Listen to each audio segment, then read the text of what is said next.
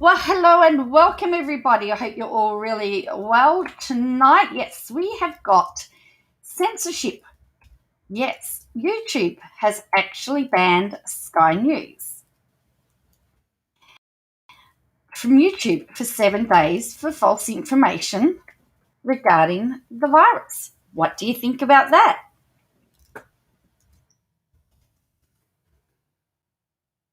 Hello, Shelley. The Sky News in Australia has a 7 day ban from YouTube. I find it to be very quite fascinating, which means YouTube will take. What a shame! I know it's a shame, Mr. Obvious, that they didn't ban on all platforms. But anyway, they can only take care of their YouTube. The other interesting thing is that I was looking through Sky News Twitter, and they didn't actually report that they had a ban. You find it's about time. So, yes. So it's Sky News Australia that has the ban over COVID misinformation. Well, it also shows you that YouTube does actually take action against people eventually. Eventually. Bias much? What, for me? I'm just reading the comments, Anthony.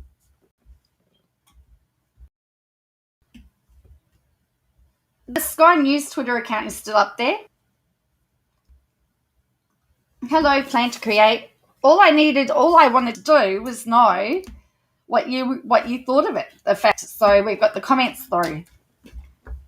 So Mr. Obvious said that they didn't ban them sooner. So whether it's biased or not, I don't know.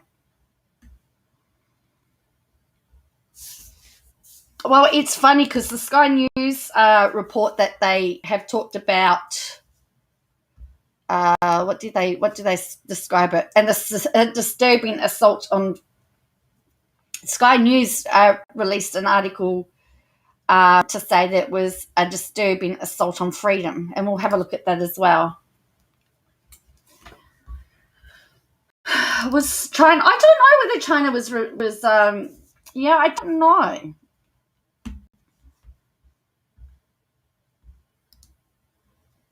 I think for me, it's the fact that YouTube has actually banned people from misinformation. I mean, we know a particular YouTuber who does a lot of misinformation, and so I guess for us, for people that are calling this particular YouTuber out, it shows that it can happen eventually.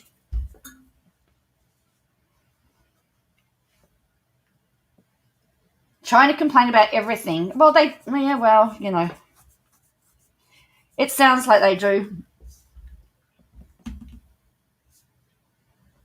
But you're right, Mr. Obvious, it is a slippery slope because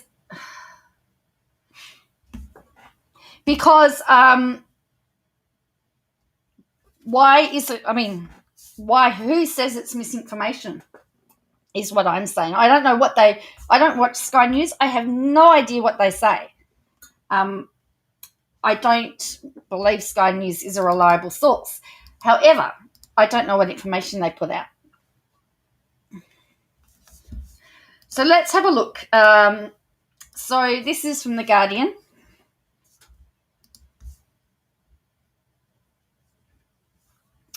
So it says Sky News Australia banned from YouTube for 7 days over COVID misinformation.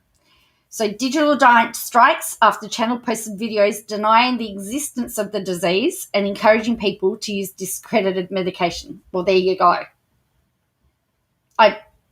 Sky News has been banned from uploading content to YouTube for 7 days after its medical misinformation policies by posting numerous videos which denied the existence of COVID-19 or encouraged people to use the hydroxychloroquine or ivermectin.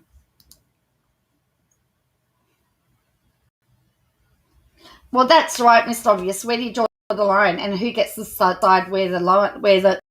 Who does get to decide where the line is? You can't wait for Friendly Daughters to get banned. Well, we'll see. I know, as I said, I know a YouTuber that I would a lot worse than Friendly Geordies that still has a platform.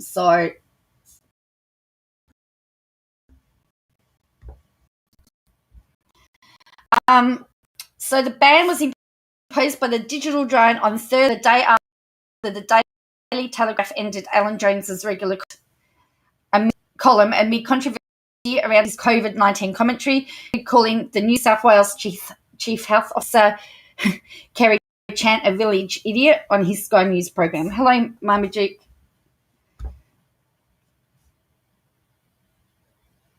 Well, that's right. It was discredited in a study, wasn't it? I know. See, for me, I know it was discredited, but yeah. So it says the ban was imposed on Thursday. News Corp told Guardian in the Joneses column did not mean the company does not support the compelling broadcaster. YouTube has not disclosed which Sky News program the videos were from, but said there were numerous ending videos which have now been removed. The Sky News Australia YouTube channel, which has 1.85 million subscribers, has been issued a strike and is temporarily suspended from uploading new videos or live streams for 1 week. Remember, if you get 3 strikes, you're out. And then this person's tweeted, what a damning indictment on our political and media landscape that this extremist, conspiratorial, racist news channel is still considered normal and acceptable. Sky News' time is up.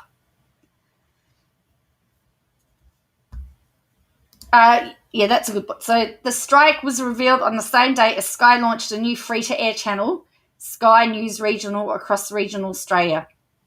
The channel carries all the Sky After Dark commentators, including Andrew Bolt, Peter Credlin and Jones, as well as a new 3-hour breakfast show. Videos that did not violate policies were posted before Thursday are still online.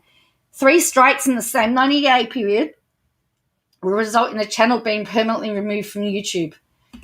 So they could potentially, if they could potentially have their channel removed from YouTube.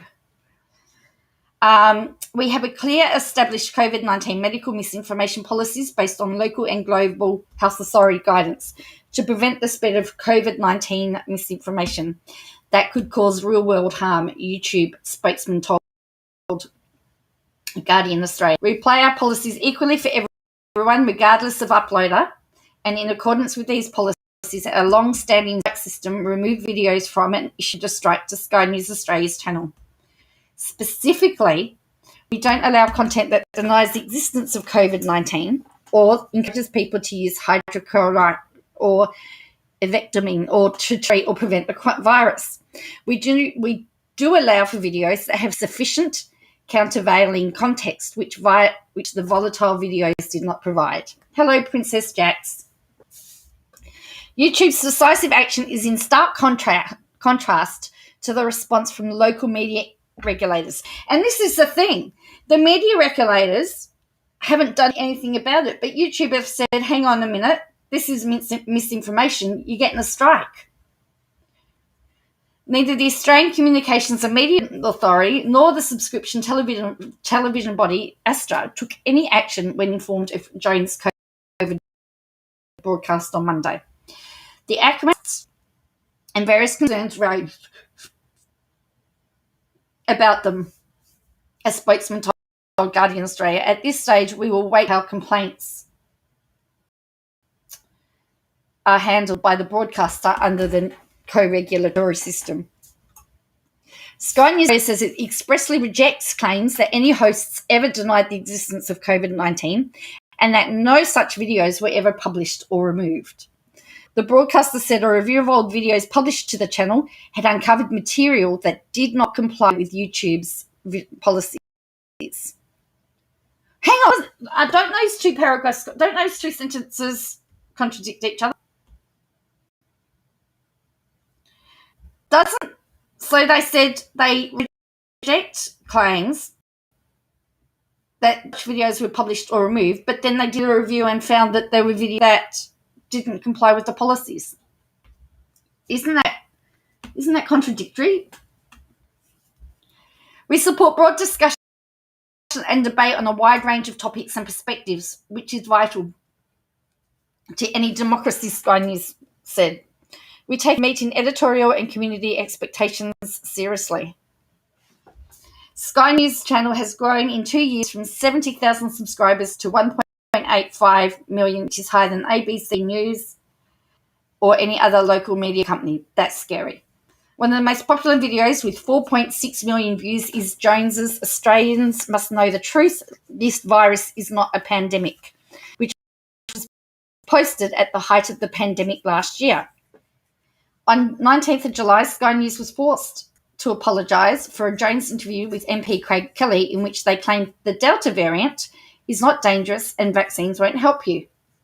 The video was removed and a lengthy apology was published on Sky News website. Hang on then again. They've just denied that they didn't do any of that and then admitted that they did do... Oh, I'm confused. YouTube is an important platform for Sky News, and the more extreme the video, the more popular it is. Earlier this week, after he was dumped by the Daily Telegraph, Jones 80 pointed to his success on the platform. Have a look at Sky News YouTube, Sky News Facebook, and Alan Jones Facebook, and you can see, Jones told the viewers, the same column that I write for the Tally goes up on my Facebook page. The public can check it for themselves. 35 years at the top of the radio, resonate with the public, honestly. There we go. You think most of the subscribers are American? Probably, possibly. But anyway. So they got a strike. So that's why they've got the week ban. So I was going through the Sky News Twitter, which was very interesting. And anyway, came up with this article.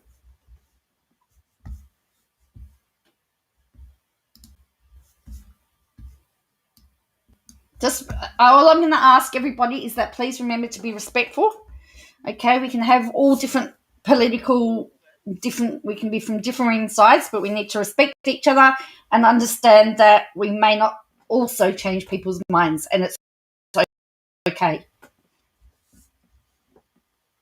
All right? It's okay to have a different opinion.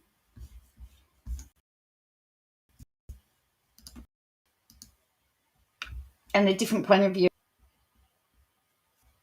Okay, so this is the article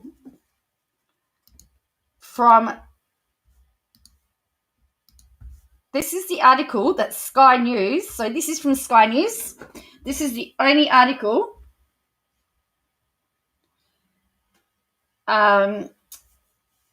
this is the only article that Sky has produced on this. So YouTube Sky News Australia suspension disturbing assault on freedom of thought. Digital editor Jack Horton argues YouTube's decision to suspend Sky News Australia is a disturbing attack on the ability to think freely. It tells me it's a 5-minute read.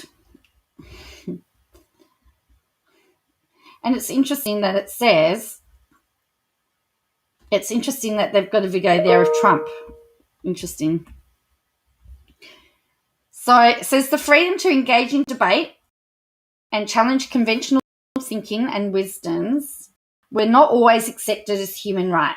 Philosophically, the notion has existed for millennia, the most modern interpretations gaining a foothold in Greek debating chambers. It has changed the shape frequently and even snuffed out by leaders of more totalitarian persuasions.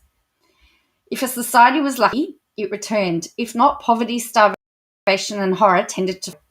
Hollandor, Auschwitz, and Mayo are 3 historical examples. So important is your right to communicate freely without interference. That was declared a human right in 1948. Everyone has a right to freedom of opinion and expression. This right includes freedom to hold opinions without interference, to seek, receive, impart information and ideas through any media, regardless of frontiers. Article 19 of the Universal Declaration of Human Rights reads. And then they've got the human right to be free free to share your opinions through any media, whether it be criticisms of the government policy or disputing conventional thinking, is nearly absolute, but is also fickle. And if we allow it, easily snuffed out, like many leaders have done before. Sky News Australia has been temporarily suspended from posting on Google-owned platform YouTube for publishing opinion content the tech giant disagrees with. Among the videos deemed unpalatable for social consumption were debates around whether masks were effective and whether lockdowns were justified when considering their adverse health outcomes.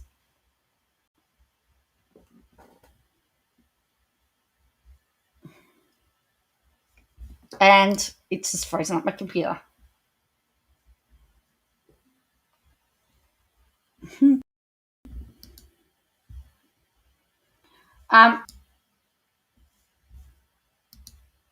Yeah, all right, so now I'm just waiting for this to oops, there we go. For example, hang on. Yeah. The stance taken by some commentators at this network was that masks are not effective in containing outbreaks, particularly when mandated outside in fresh air. Well, we've actually seen that the Delta variant did spread in fresh air, but anyway. Some also took issues with the frequency and mechanisms of locking down Australians. Other commentators vehemently disagreed, and their views were also published. The science is certainly not clear on these 2 points. I think it's becoming clearer now. For example, at the beginning of the pandemic, the World Health Organization discouraged the use of lockdowns to treat small outbreaks. Instead, they argued they should be used to ease the burden of hospitalizations on the health systems and other beds. This is certainly not how Australia is handling the situation. And on the issue of masks, I wonder when America Chief COVID Advisor Anthony Fauci will be banned from YouTube. He did, after all, declare in October that masks are not needed outside. There's no reason to be walking around with a mask.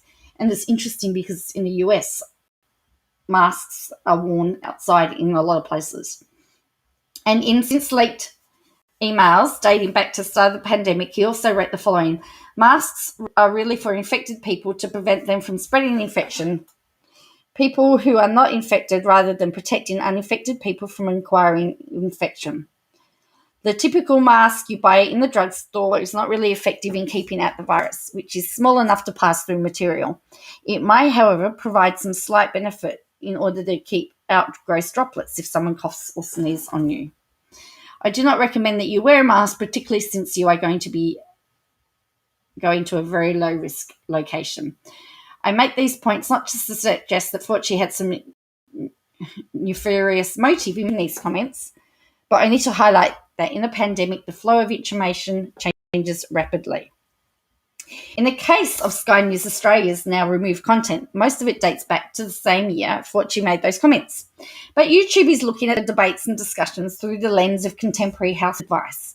Another issue is that YouTube's approach to policing debate around COVID-19 policies appears arbitrarily focused against conservative voices.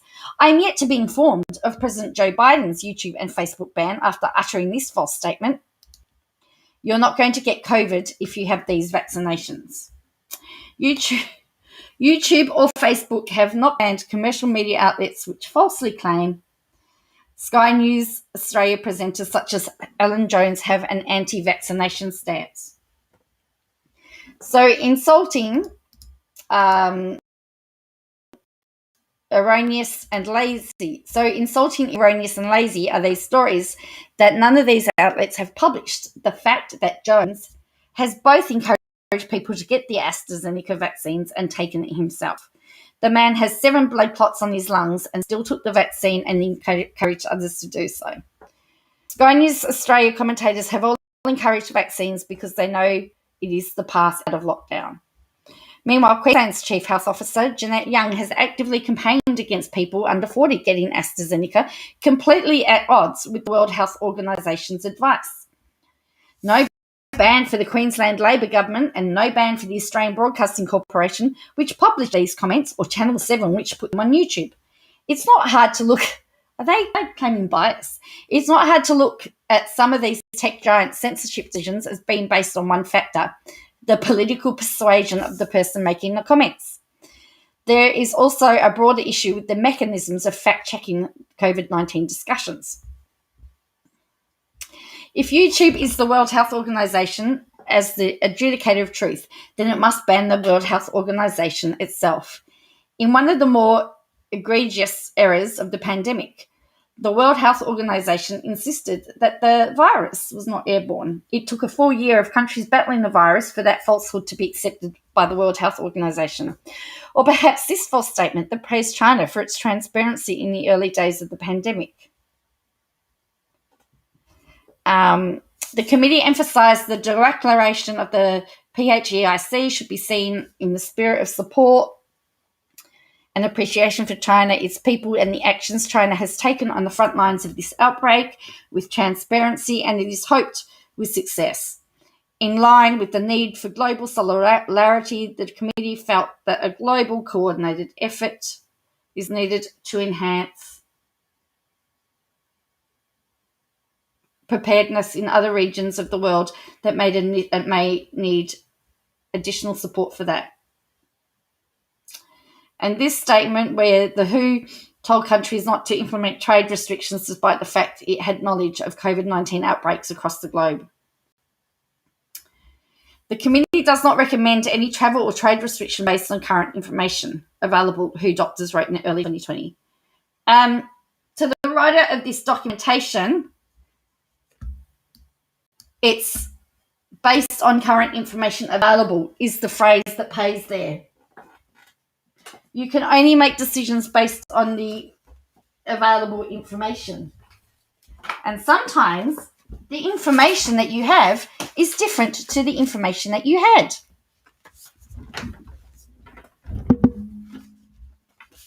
The phrase that pays. Anyway, let's keep going with this.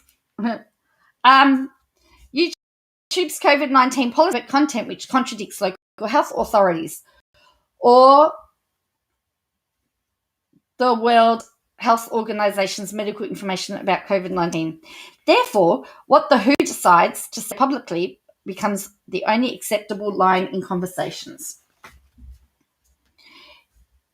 If YouTube's COVID-19 misinformation policy was around in the early days of the pandemic, people would be banned for criticizing China's transparencies, saying the virus seems to be airborne, or calling for limitations on international travel. No one body should have the power, let alone an organisation, with such a poor track record. Even more concerning is what this does to the freedom of debate and conversation. You have the right to debate Australia's COVID-19 policies. Science and the government's response to that science are two different things. If that conversation is stifled, our political leaders will be free to act with immunity, without justification, and lacking any sufficient scrutiny from the public. Your freedom will be extinguished. So that was Sky News' position on that. So what are your thoughts on that? So they're sort of saying, well, they've been punished, but other people are doing it. That's how I read that. That's how I've gone with that. That's how I interpret it. What are you thinking?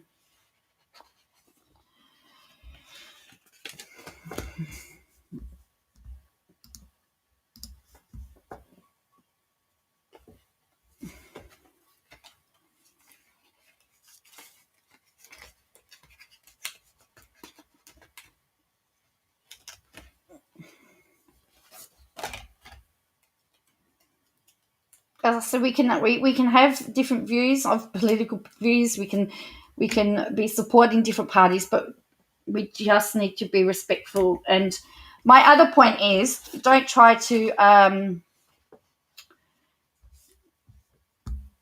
Well, look, I'm going to listen to the experts myself. That's why I liked Dr. Alan Chang when because he was working on the people developing the vaccines. With the vaccine recommendations. And it's interesting because from what I can work out, GPs are still very cautious about giving AstraZeneca.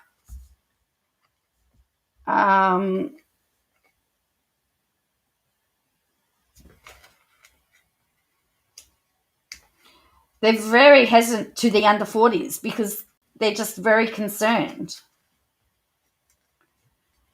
And I would much rather listen to a medical expert than somebody on Sky News. I'm just saying.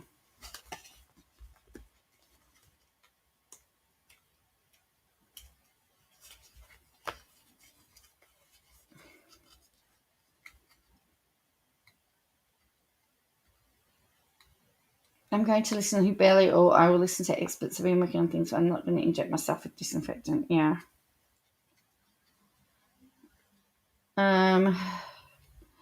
Look, facts and evidence. I mean, look, here's my take. Both parties have got big issues.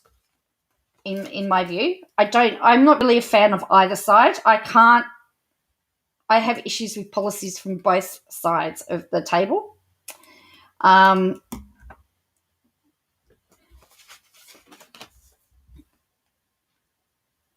Cool. AstraZeneca seems to be the most popular choice in the UK. Does it, Christine? Yeah.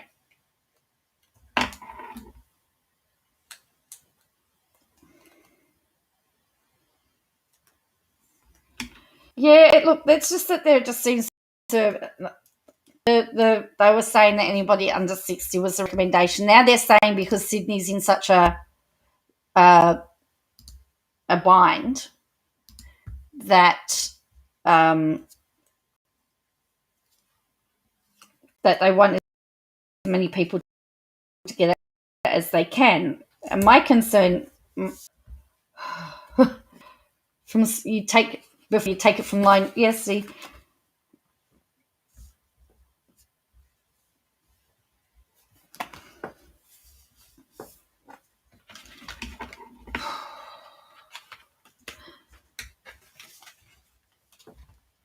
What do you think about Sky News doing free regional studies in biotechnology at uni? I have a lab coat.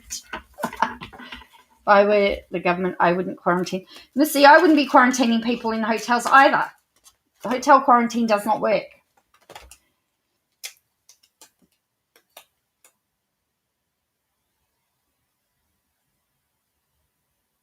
Now, I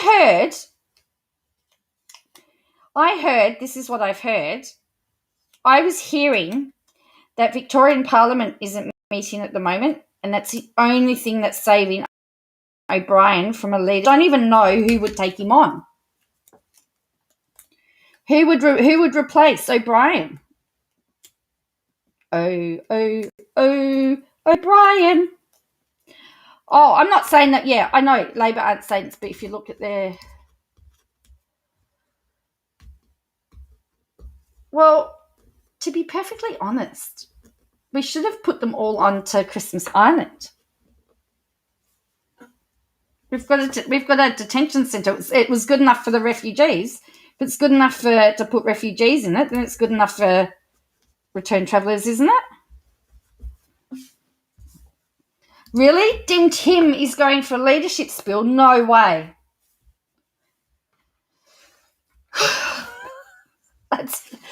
That's not a joke. Is that a joke? Really? Dim Tim?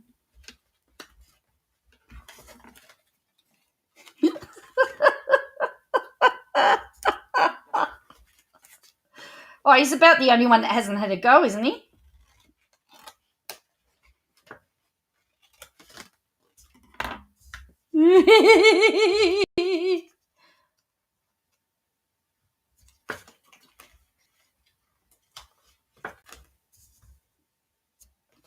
Well, quite a few of the Liberals have been. You got Matthew Guy. He's the next Liberal leader. I don't know who else there is. I don't really pay much attention.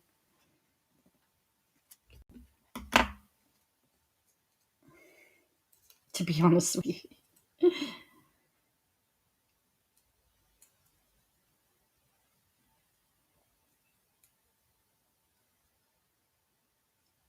So, do you think YouTube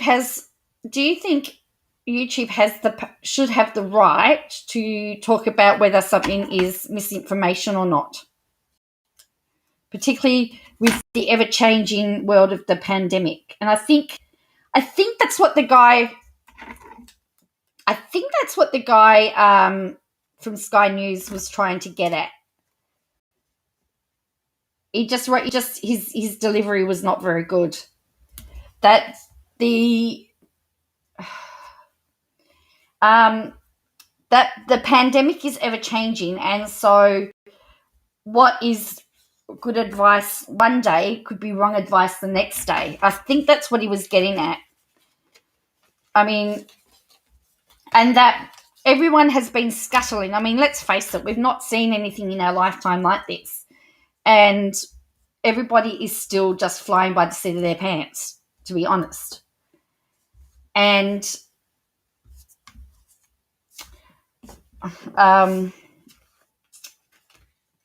and so as we keep seeing each country having to deal with it, it gets, and the variant is getting stronger and stronger. So everything, the way it's dealt with, has to change every time. So this is the question that I've got. So how, should somebody who use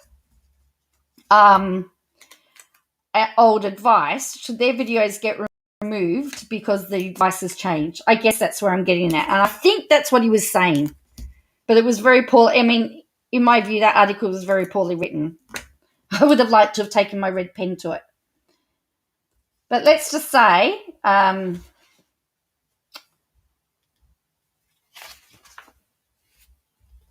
let's just say that,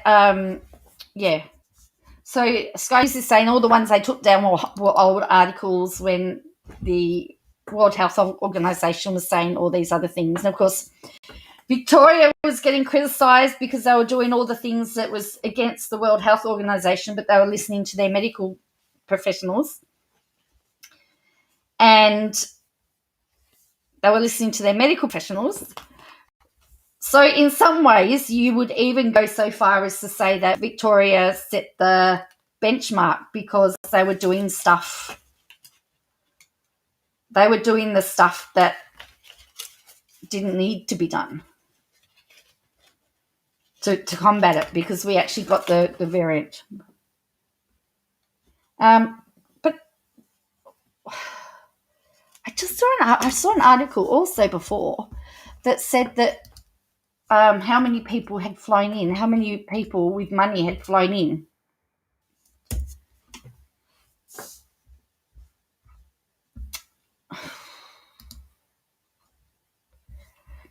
Okay, so there's an Australian going for gold in the high jump, by the way.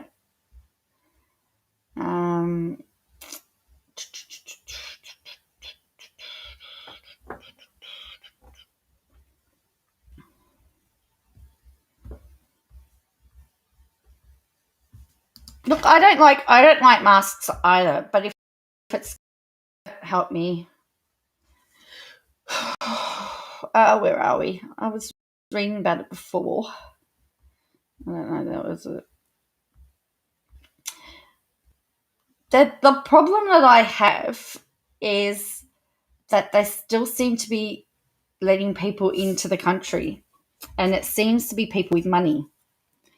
Apparently, you can come into Australia for essential business, and either we've got our borders closed or we don't. So if we've got people that can't, if people can't leave the country to go be with somebody who's sick and can't get back in, then why should people come in for business? Why can't they do business remotely like the rest of us have had to do in lockdown? That was my biggest complaint about the Prime Minister going to England, was that he should have had to do it remotely. But he wanted to go meet Biden.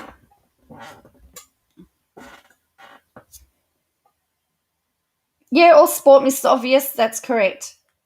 Yeah, apparently you can get exemptions.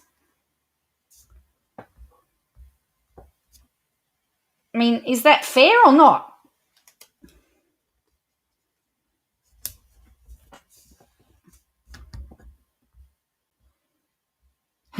Well, it's interesting. She's over in Japan while her state now has got a crisis. Her deputy is running the thing. I mean, people were criticizing Dan. I mean, he actually had a back injury.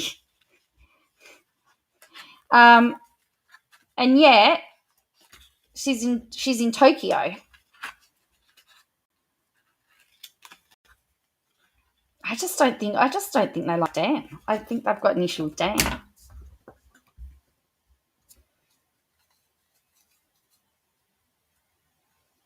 Yeah, the G7. He went for the G7.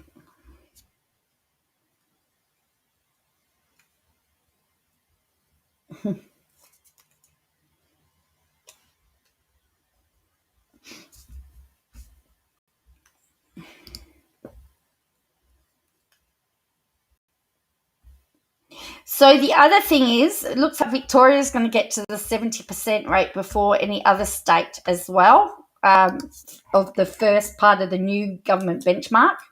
I'm sorry to all of you people from overseas. We're just having a whinge fest here about Australia.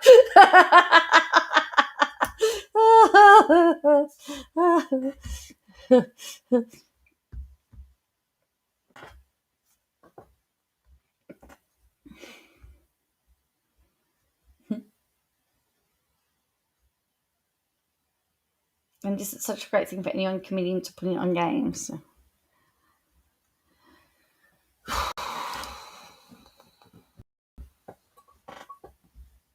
Well, that's the thing. You either close the borders. It's a bit like New South Wales lockdown. You either do it properly or you don't do it at all, in my opinion, in my view.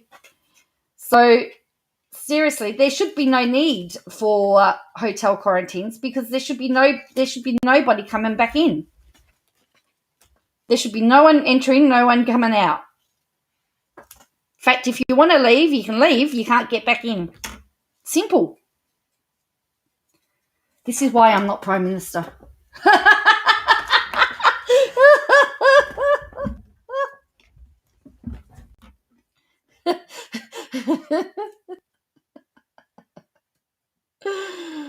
Oh, dear.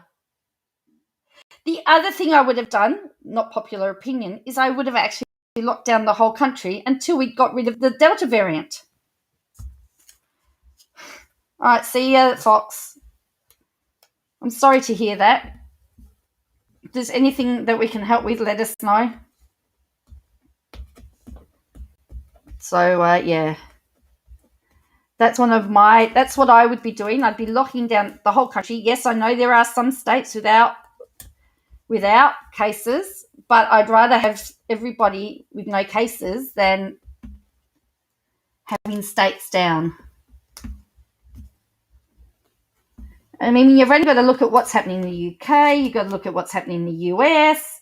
You've got to just look at all of what's happening around the world.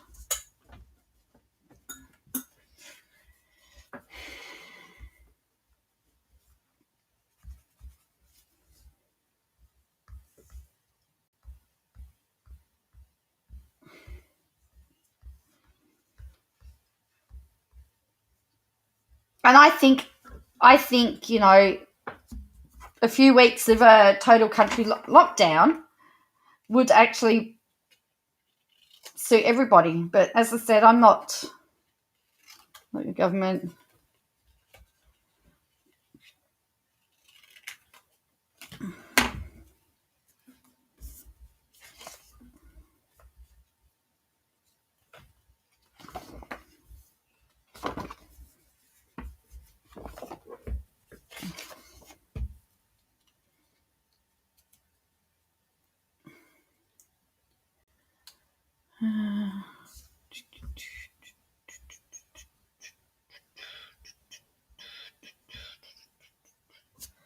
How was my live with Harrison? Interesting.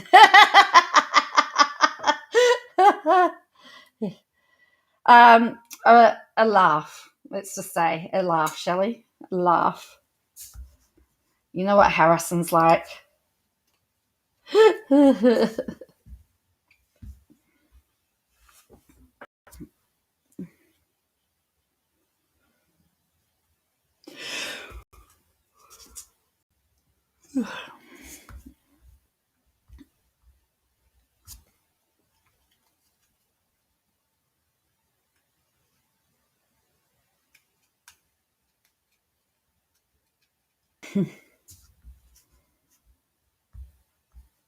Yeah, well, he made sure he told everyone it was his birthday on the 15th of August.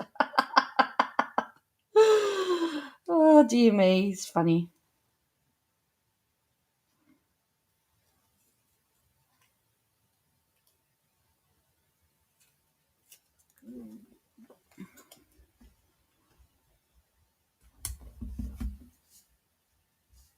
Hello, feel the love. So this is another story out of New South Wales. So as I said, that they're taking vaccines from the country or the regional areas um, to vaccinate those in the city. Now, I have concerns about this because whether you live in the city or whether you live in the regional areas, if you're an essential worker, you're an essential worker and you should be vaccinated. You should be at the top of the list for vaccinations.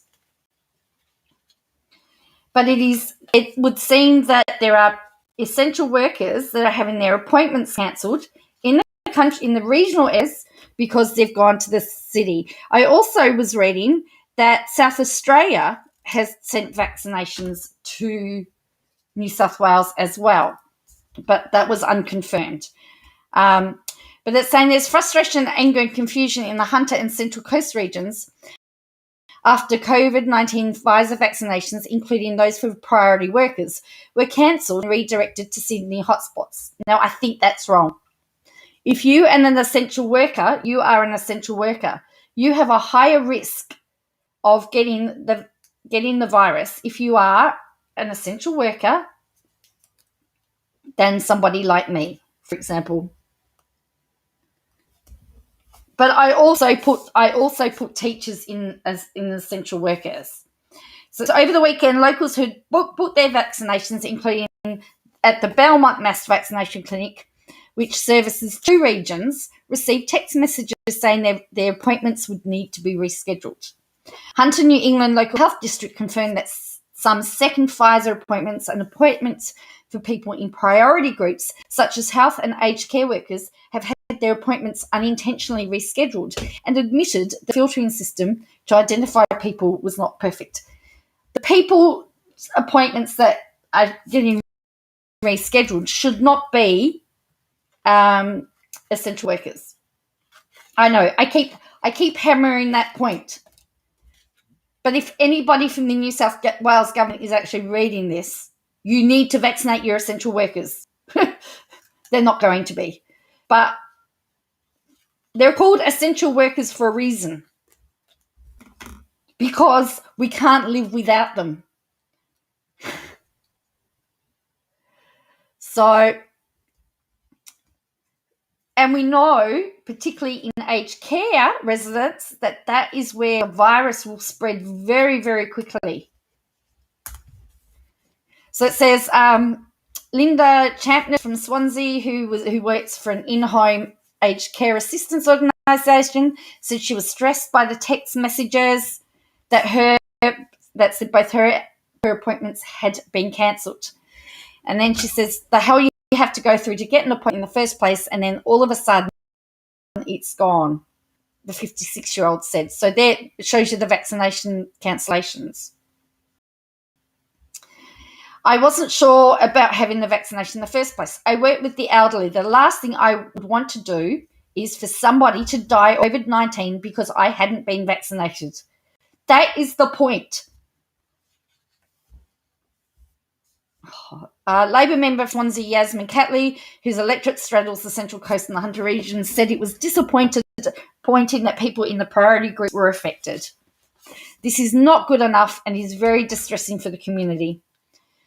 There have been technical failures in relation to booking a vaccine, and now the cancellations failures. It has to get the message that the government is sending is to get out and get vaccinated, and while they're saying that, people are getting cancellation messages.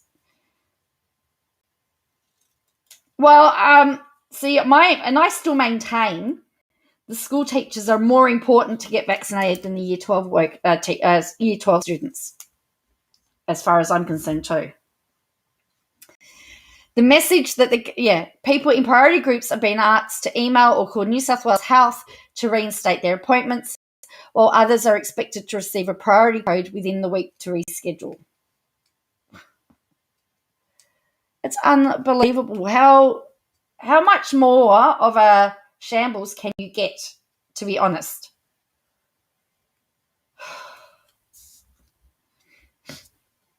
The Central Coast is in lockdown. This is the region that's in lockdown, by the way, and residents have expressed concern that their Pfizer vaccinations may be redirected. We have been in lockdown for weeks, taking all the pain, and when we finally start getting Pfizer to the coast, we are losing it, the Shadow Minister for the Central Coast, David Harris, said. We're considered an area of risk. We shouldn't be losing our vaccinations because of the government's poor rollout. In her daily press conference on Sunday, Premier Gladys Berejiklian said she was not advised that the Central Coast was having doses redirected. I actually thought it was the Hunter, not the Central Coast. It shouldn't be anywhere. In any event, is a small number of doses that are reallocated, which means some people will have to wait a few more extra weeks. Really? What it also means is that we can contain the spread. Not if the people get COVID while they're waiting for their vaccinations. Oh, gee whiz, I want to call her some names, but I won't. The Central Coast Local Health District has also sent letters to local MPs about the move to send vaccinations to areas affected by the current outbreak.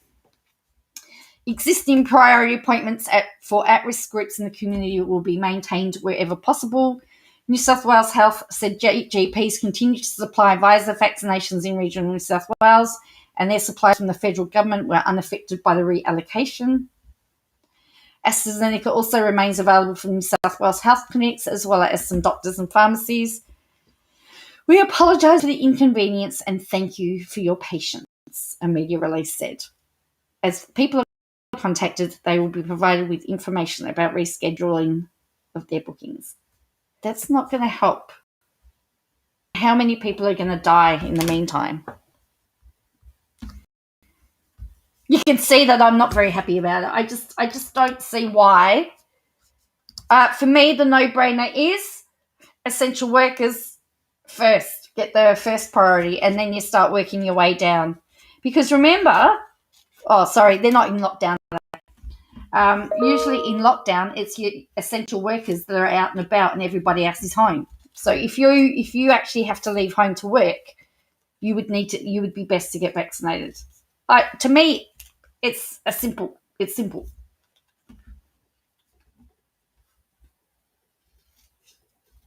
So that's all I've got to.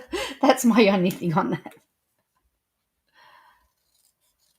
As I was saying to someone today, even if you're vaccinated, you can still carry the virus and you can still pass it on. You just won't end up on a ventilator.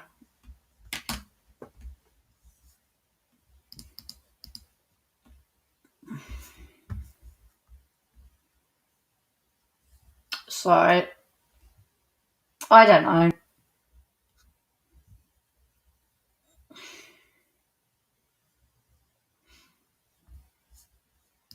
See, here's another thing that I find. It says, to me, this is South Australia. Unvaccinated SA ambulance service staff banned from COVID-19 red zones under new direction. Why don't they just vaccinate them? Only 1/3 of South Australian ambulance service staff were fully vaccinated against COVID-19, despite being part of the initial phases of the immunisation process. Why? Why have they? It says unvaccinated workers will not be sent to high-risk COVID-19 jobs. Why haven't they ensured that every single ambulance worker was vaccinated? And then you wouldn't only have 1/3 of your staff being able to work, because if they get a bad outbreak, they're stuffed.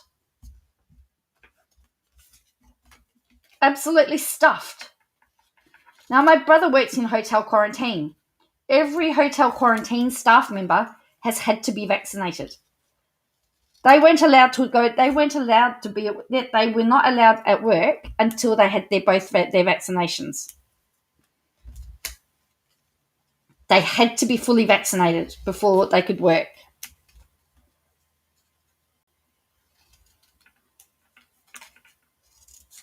So I'm just not understand. I'm just not understanding why we have people in essential work that aren't vaccinated.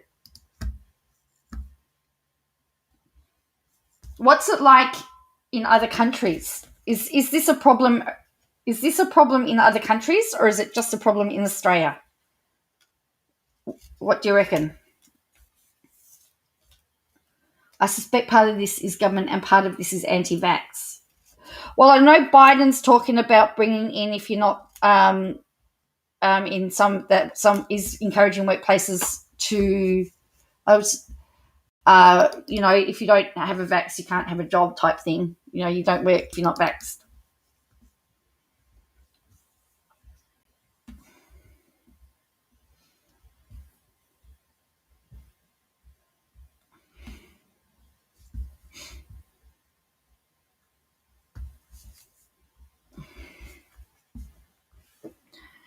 So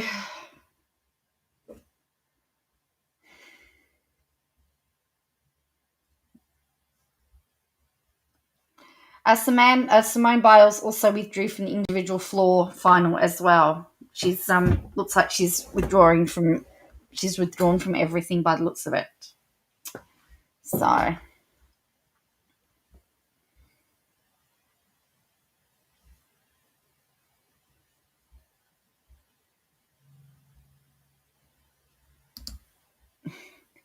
here, this is why essential staff members, this is why people in aged care need to be vaccinated. 12 nursing home residents test positive. 12 residents of a nursing home have been taken to hospital after testing positive for COVID-19. A staff member at the home tested positive and worked at the centre while a sympathetic. So that's my problem. That's the issue that I have.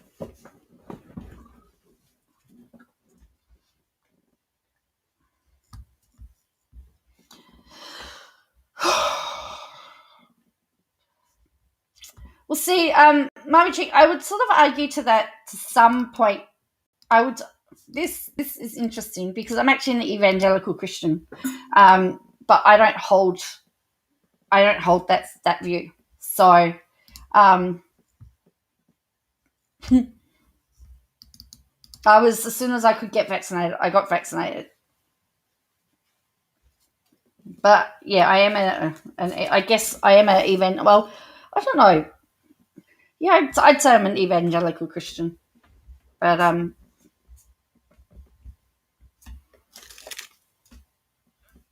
I tend to. I was going to say I also have a social conscience as well. I think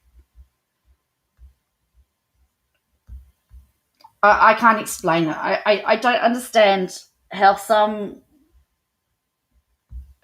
Yeah, I don't talk like the evangelicals that Yeah. I go to the Salvation Army, Mama Duke. I guess we're not really we're not Pentecostal. We're not I mean, we are evangelical, but we're not even. We're not. Yeah, I'd say I'm evangelical, but yeah, I don't fit the stereotype.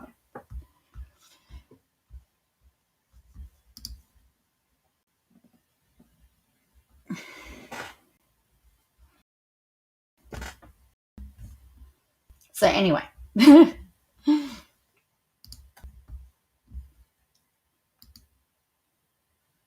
So that's why that's why I said I slightly disagree, but because I was vaccinated, I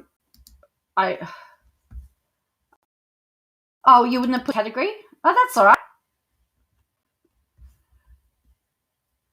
Yeah, Pentecostal's probably a better word. Yeah. I'm not Pentecostal, but definitely evangelical. But yeah. All right. Brandon Stark has cleared 2.2 meters on his third attempt of the high jump, and he's still in the race for gold. Oh, I'm not offended, Mumajik. I just said I didn't agree. I disagreed with saying that it was an evangelical thing. I'm not offended by it. That's the thing, is that I'm an evangelical and I was faxes. Yeah, I'm a carer and I think it's vital. Yeah, that's okay. As I said, that's, you're allowed to have that. I've just said I just disagreed, and it's fine.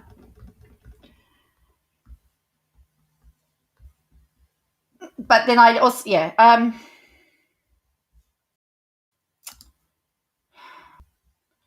we've changed the label. That, yeah, I guess also that's why labels are also tricky as well, because you can necessarily fit into labels. I've been called worse things.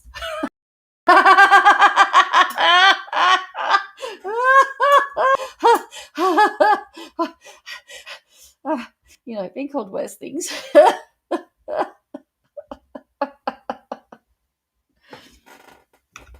So I'm not worried. That's why I just said I would disagree with that statement. I mean, I've had all my vaccinations. Yeah. I think Mama Duke, you have you've got your fanatical, like, you can be in that group, but you've got extremes of that group.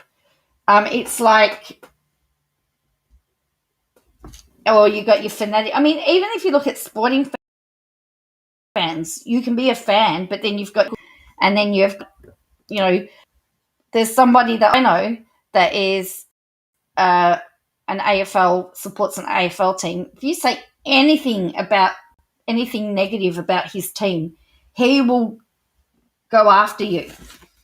I support my team, and I tell you now, if you say anything bad about my team, I'd probably agree with you. But we're both fans. We both support our football teams, but we just do it differently. And that is the same with Christians as well. You have a spectrum.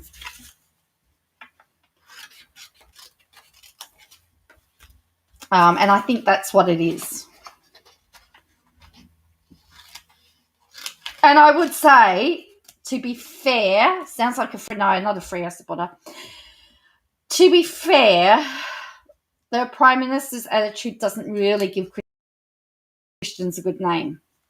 However, I'm not, I can't judge. I don't know. I'm not, I can't say what one person's faith is to the other. However, I would like to have thought that a Christian have more of a social conscience, I guess, is what I'm saying. And that's where I struggle with that, because I have my social conscience is, very high, and but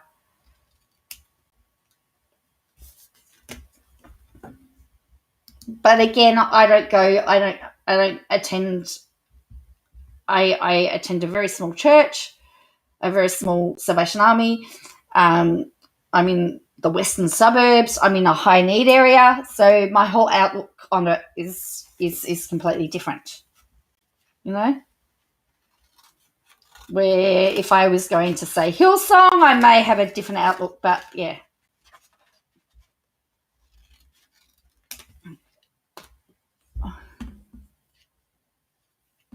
You're not going there? Believe what you have the right to be religious. Yep. But see, but the thing is, again, I mean, everyone says it shouldn't play a part of politics, but my belief system and my religion is part of who I am. A lot of what I do is because of my belief system. My social conscience, I believe, comes from my belief system. And if you say to me, I have to make decisions that that's going to impede my belief system, then I have some, I have some issues. Look, Mr. Obvious, you can say whatever you want to say. I don't mind. Is it any different to someone being an atheist and saying, well, I don't believe this or I don't believe that? Someone says, I believe in something, or I just think part of what you believe, or for me, what I believe is an integral part of me. And so that's where a lot of my decision making comes from.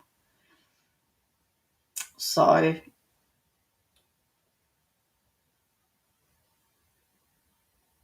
I became, as I see, developed a better social. Well, see, that's interesting, Tom. See, I find that interesting.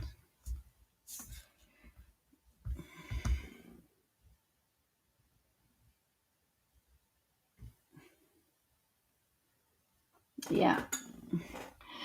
Brandon Stark just cleared 2.35 meters on his first attempt. By the way, I'm giving you a rundown on the. But where I struggle is I believe that a lot of people are forced in believing in stuff. Well, look, I took my children to church with me, but they have come to neither of them attend anymore, and that's their choice. I said to them that when they got to it, I asked them to come with me until they were a certain age, and then it was up to them. So, and I guess I see things differently because my parents were ministers. So I grew up in the church. I can't imagine my life without it, I guess, as well. So,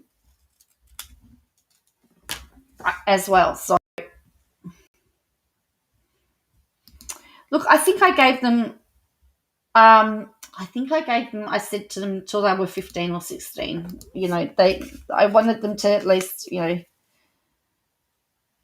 now my son will come on occasions. They will both come on very special occasions, rare occasions, mainly, Christmas Day that they'll come. But other than that, not really.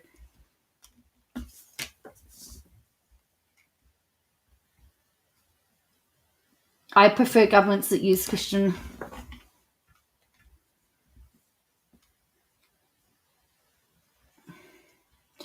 But again,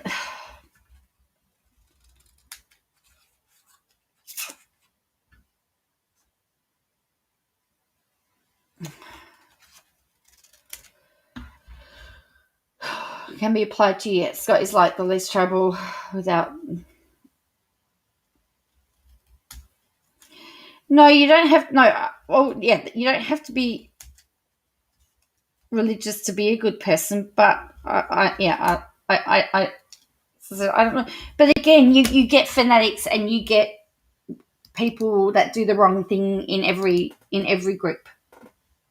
In every group, it doesn't matter.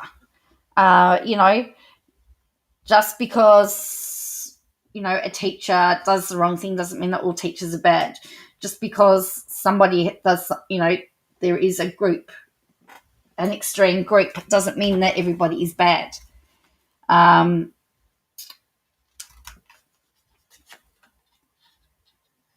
So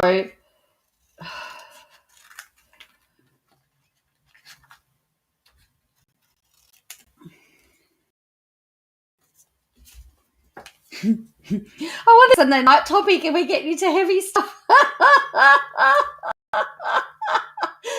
Yeah.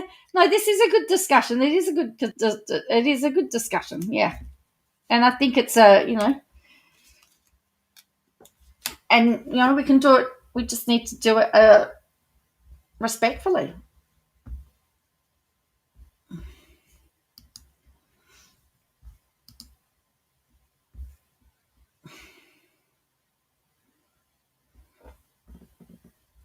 I mean, I have to say, Scott Morrison saying that his family was doing it tough really, really irked me. Hello, short order cook. I'm watching on mute.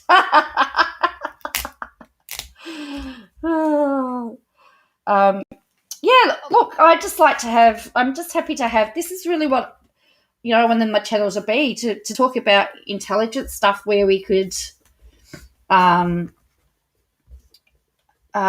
we can be respectful and disagree and agree and,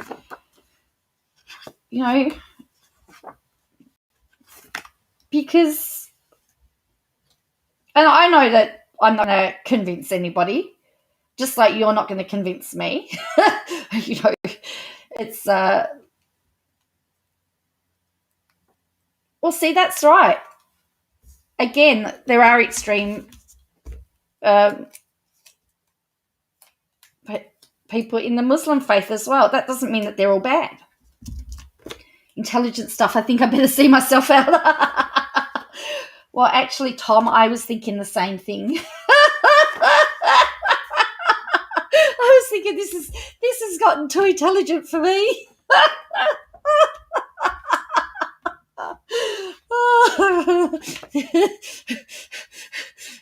I need to leave. I'll leave you all to your own devices.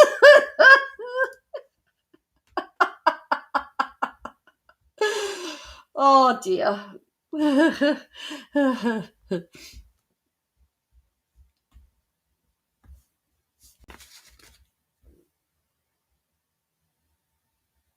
Well, that's the other thing is, Osborne, and don't forget, a lot of our standards and our morals and our stories come from the story of the Good Samaritan helping somebody when they're in need of help.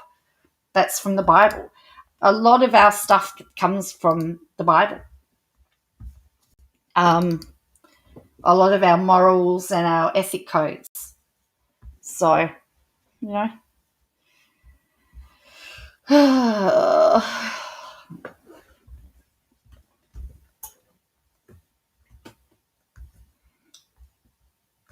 treat others the way you want to be treated.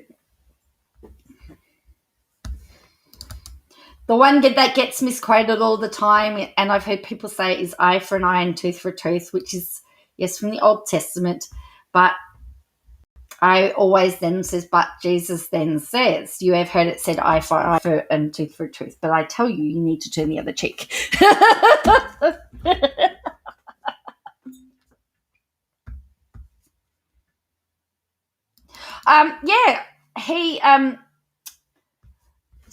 Scott Morrison said that he's that him and Jenny was doing it really quite tough, and I went, really? She's doing it tough? Her husband's working. To start off with. Oops. I think I blocked you, my Osbel, accidentally. I need to I don't know how I did it. Did I block you or not?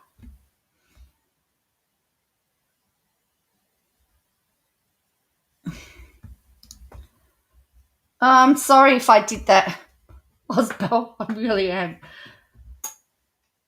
Oops. Let's see if I've got her here. We are talking about Wind Whispers. We're talking about,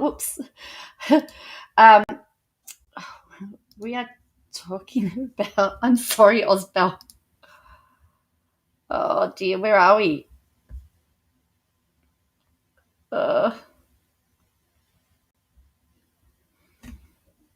did too. I did too. Oh no, I'm so sorry, Osbel.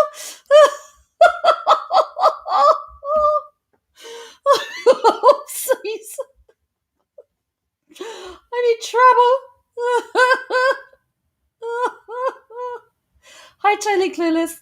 We're talking about religion at the moment and fanatics.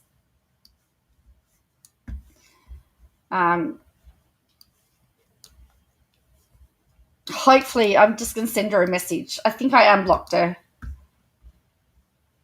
You can't swim. Oh, sorry, Osbel.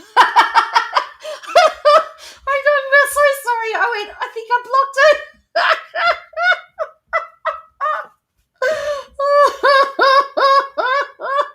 I'm so sorry. Yeah, we'll just blame Ralph. It's Ralph's fault. Can't believe it, because what I did was I wanted to put it up onto the screen, and then it says blocked. I've gone, what? How did you get blocked?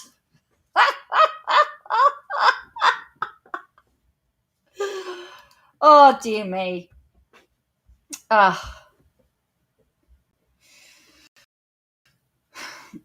So we talking about, for those of you that just joined us, Sky News in Australia just got banned for 7 days for they received a strike for misinformation from COVID.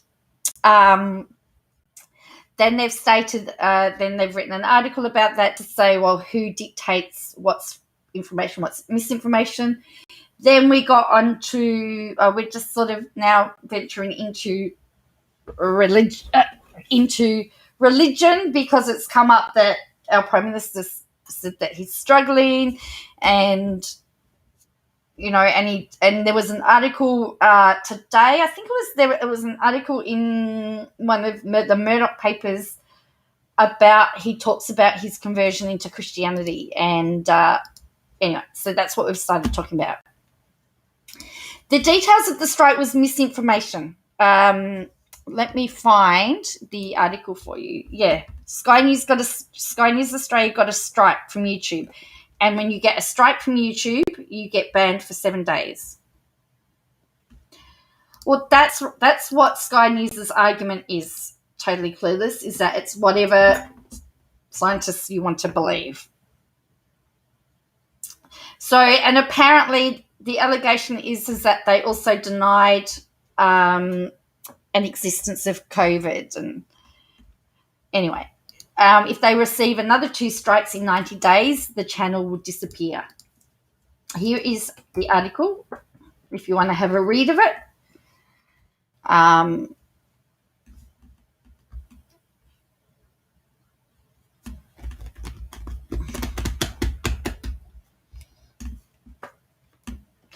But what I was saying is that I always would have thought a prime minister or a leader that says that they're a Christian would have more of a social conscience.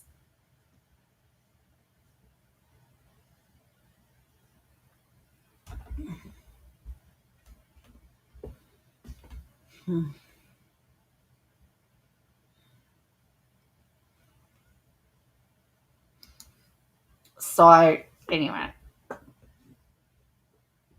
And my other point is that there's still hope for a certain creator that we all know, or most of us know, and keep an eye on, because they've finally taken action over misinformation. So it is possible. It can happen.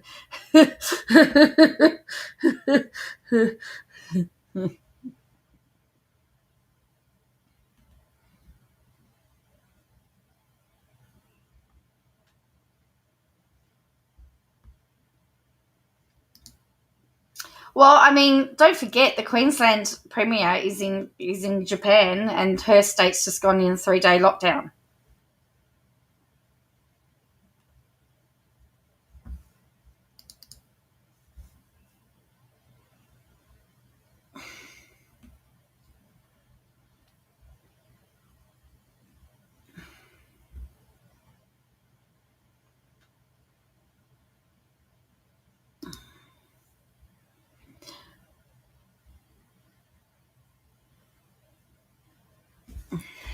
So anyway, what we're just The Australians are just are just really frustrated at the moment, venting their frustration on a lack of stuff. Anyone want a puppy? Mine is driving me mad. No, but I'm more of a cat person myself.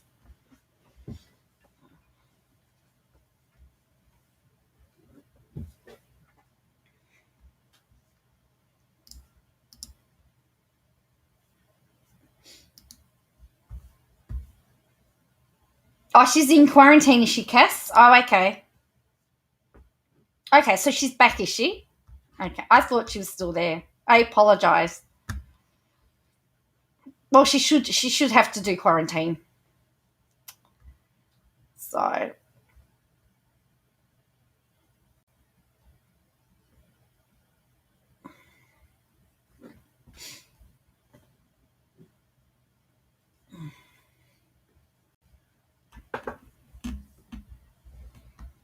yeah, we're just venting. So yeah, so and the other argument that Sky News put forward was that at the time that some of the statements were said, the World Health Organization was what the World Health Organization was stating, and that you can't, for the out of Australia people. Yeah, well, the out of Australia people, Christine, that's another vent. We have this COVID safe app that we were all taught to put onto our phones, and do you know how much? Do you know how effective it's been? It's been useless. Not one person has been tracked and traced with it. But we have to QR code whenever we go in. But yes, if the non-Australians would like to have an event, you're more than welcome.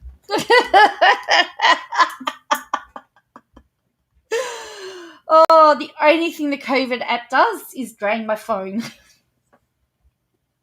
I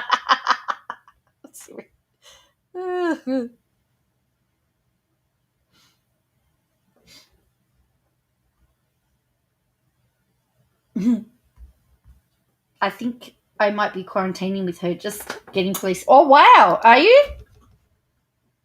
Where have you come from, Cass T?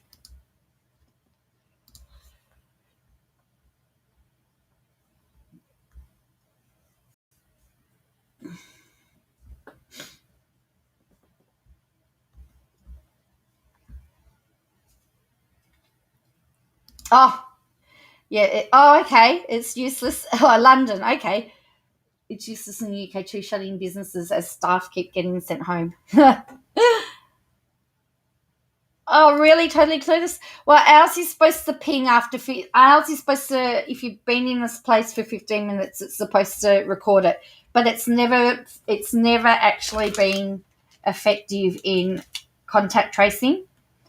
They're still doing it the old-fashioned way with interviews and QR codes. So uh, there's a in our state we actually have a QR code. We have to QR everywhere we go. So and that way they can. It's easier to get the data, but the federal stuff um, has been next to useless, to be honest.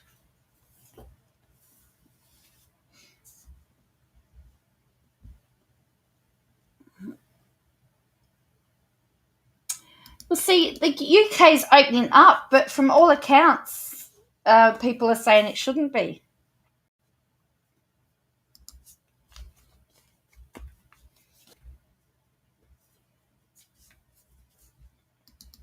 I mean, we know what Boris Johnson's been doing, don't we?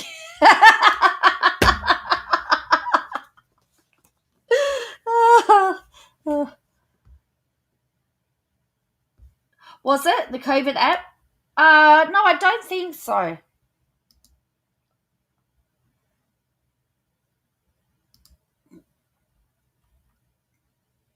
On test and trace useless. I don't know what ours was. Ours, yeah.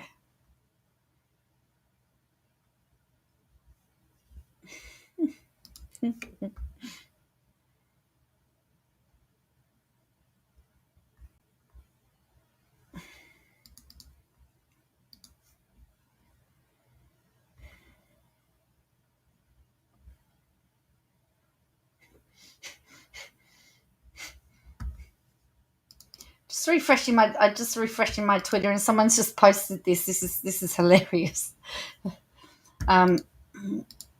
Someone says, watching track and field with my teenage niece who turns away and returns to her phone. Me, what are you doing? This is exciting. Her, I don't want to watch their ding dongs.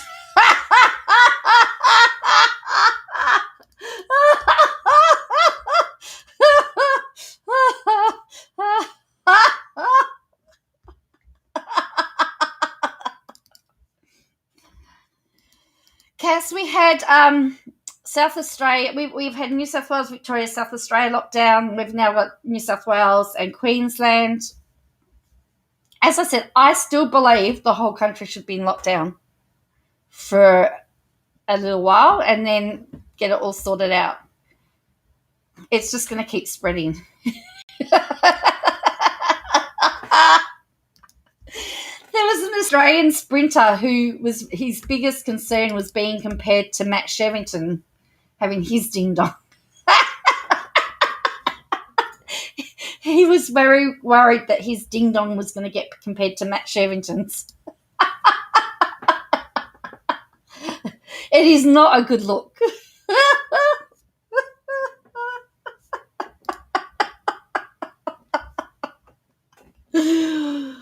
Oh.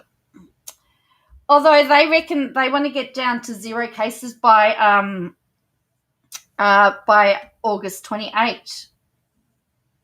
Though that's their goal. I don't think they're going to get there. They won't get down to 0.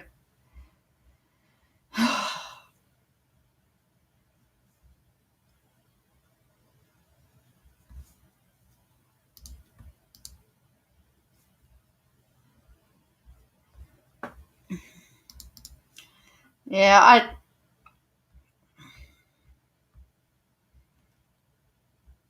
if only they had listened to Victoria.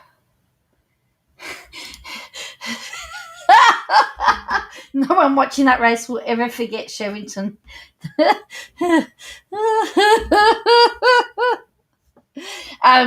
Cal, it's an image that still gives me nightmares.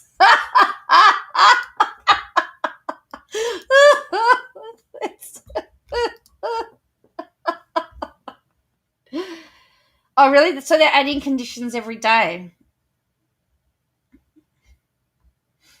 Wow.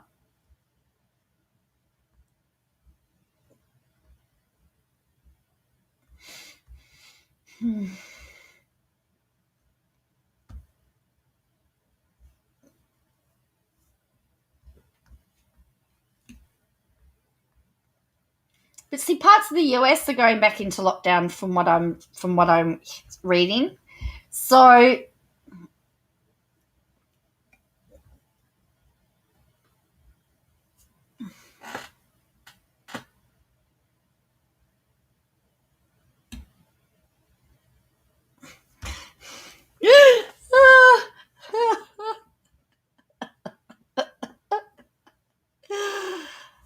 oh dear. Oh, Matt Shevington, hey. He's famous for all the wrong reasons.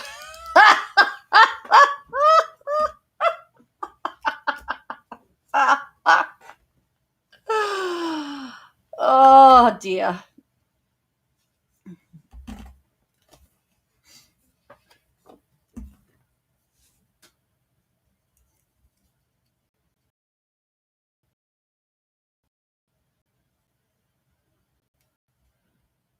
Yeah.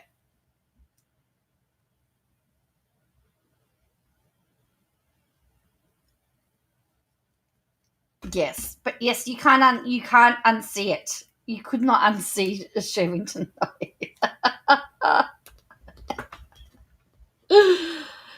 Oh dear.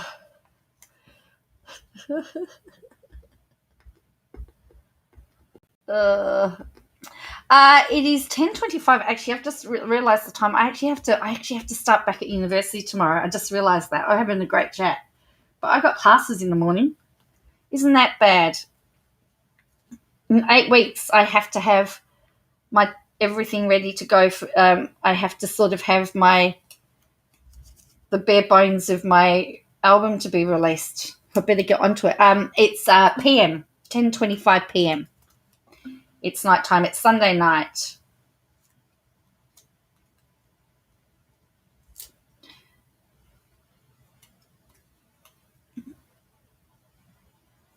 So I guess to get back to my point is that I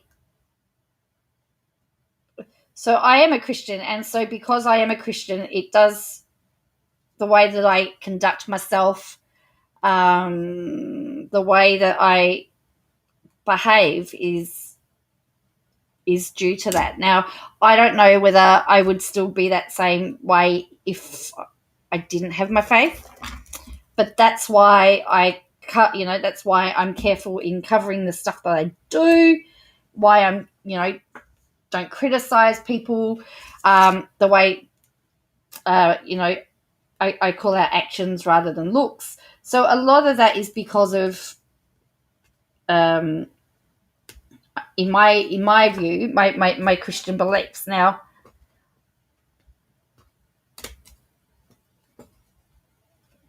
as I said, for me, that's who I am. So, and I understand that for some of you,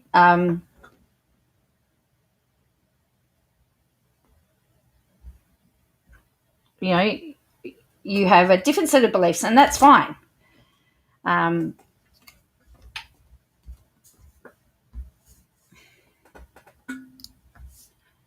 Well, and don't forget, Mr. Obvious, ScoMo was friends with Trump as well. Don't forget.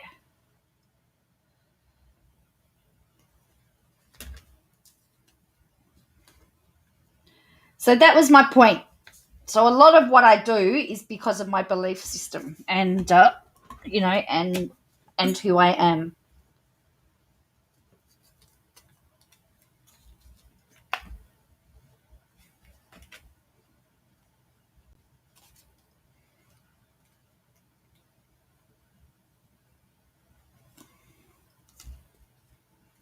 So I think that was my point. we got a little bit off track. We got really deep there for a while too. But yeah, you had to Google Shevington, Ellie. Do you know what we're talking about now? Had to wash my eyes out with soap.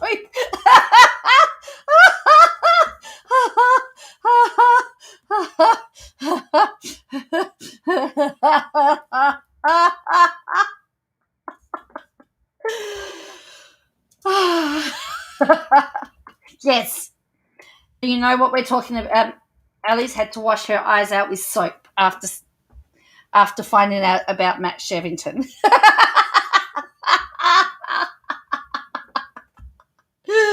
Yes. Oh, thank you, Feel the Love. Yeah.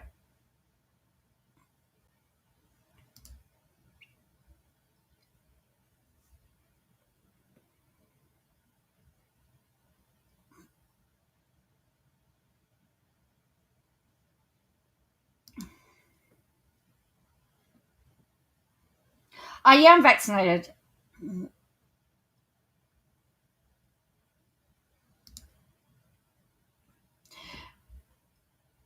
But see, that's where I sort of disagree, Cal. I was saying that my social conscience and I guess my social conscience relies from my belief system. So I am always going to be the person. I guess I wouldn't be a good politician because I would always be wanting to help the down and outers and the people that need a hand up.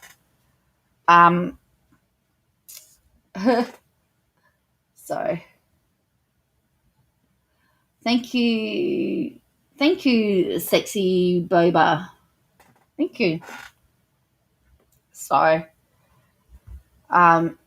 that's really where I would be. I think some do. There are some atheists that don't. Just like there are, I think, again, it's, there are some atheists that don't have a social conscience. I can think of one person that says they're an atheist, I would question their social conscience. Just like there are Christians, I would question their social conscience. So I think that is the same with anybody, you know.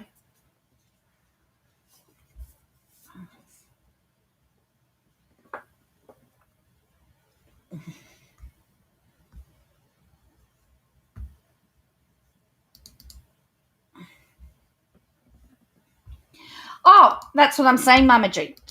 That's right.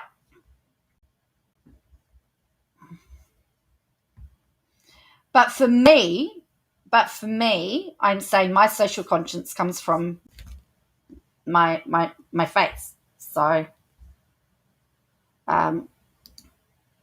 that's all. That's all I'm saying. All right. So in case you're just wondering about, so this says Australian sprinter worried about comparisons to Shervo's you know what.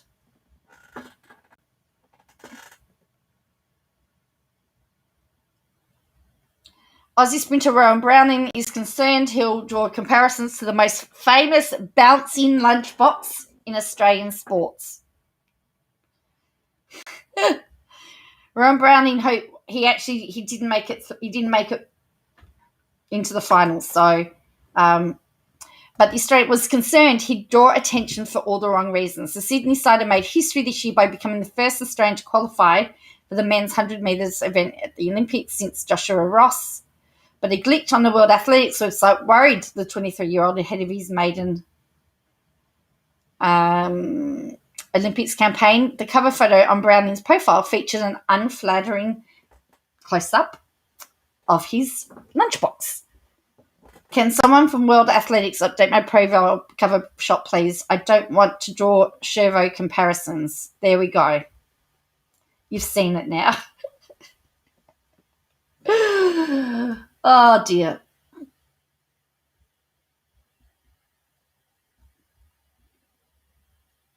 Says, of course, he's referring to former Olympian and Channel 7 presenter Matt Shevington, who boasts the most famous bouncing lunchbox in Australian sport. So that's what we're talking about. When we talk about Matt Shevington, that's what we're talking about. I apologise if you were eating. Yes, lunchbox.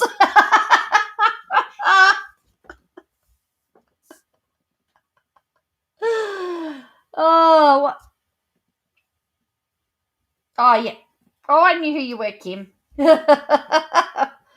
I've not heard it called a lunchbox either, but I just thought it was. I've never heard it called a bouncing lunchbox before. You thought this place was wholesome?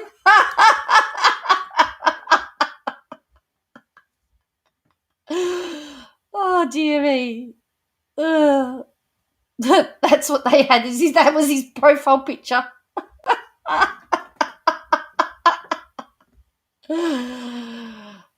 So, yes, bouncing lunchbox. Anyway. Oh, dear. Well, I need to educate things. We have people from overseas that don't understand what we're talking about. Never. What's called a lunchbox? Jenna, sweet tea. No, you don't want to know. It's called a bouncing lunchbox, and we're talking about a sprinter. And I just closed the page. A bouncing lunchbox. By the way, I had the interview today. It took about 10 minutes, and I asked a whole pile of questions. She didn't really want to know much about from me, just but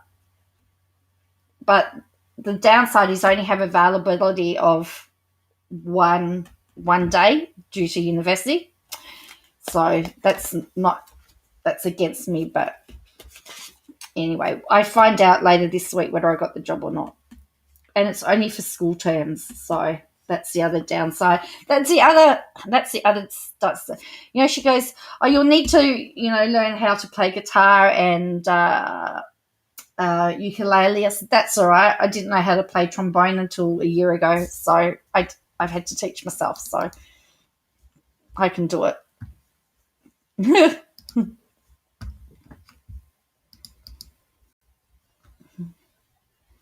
But I mean, when I'm saying I'm teaching, I'm only teaching, 5 and 6 year olds. So I don't need to be able to be a brilliant player of those things to do it. So, family jewels, yes, we're still on that topic. Oh, dear me. Oh, dear.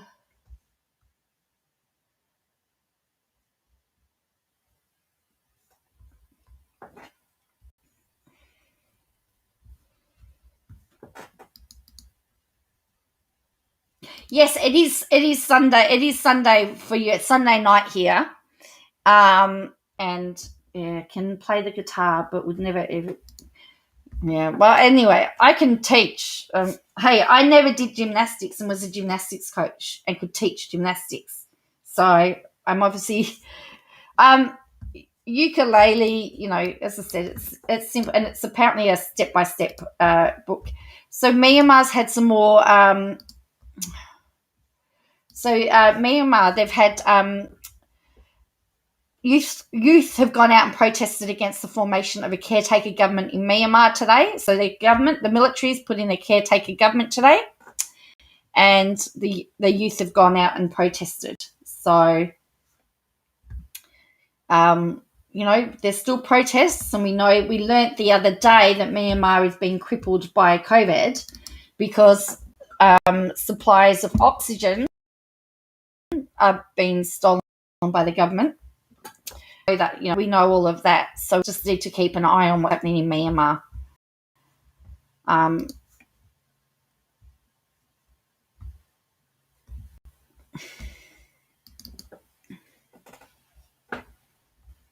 So,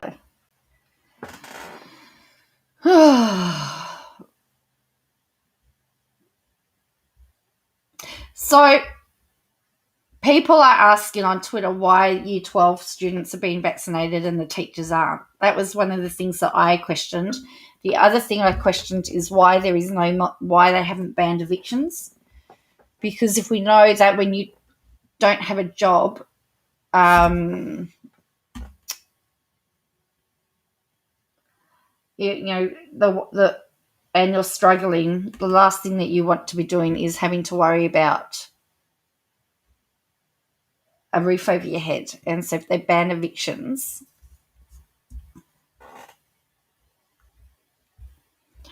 that will give some people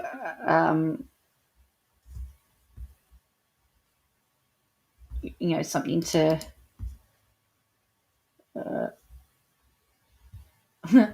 that gives people some peace of mind. So apparently the high jump's going after 2 hours. The Australian has cleared 2.35 metres and sits fifth. It would have won a medal at every Olympic Games since Sydney, but it's still going. It's going after 2 hours. So, all the states did that, but has Sydney done it again now?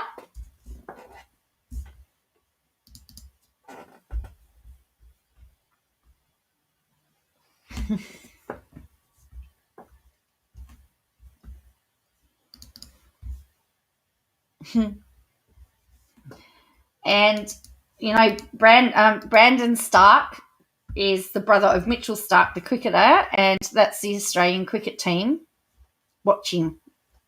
They're in. They've got a training somewhere.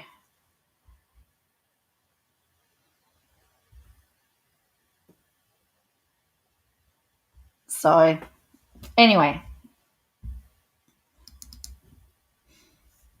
Hello, Check Glass.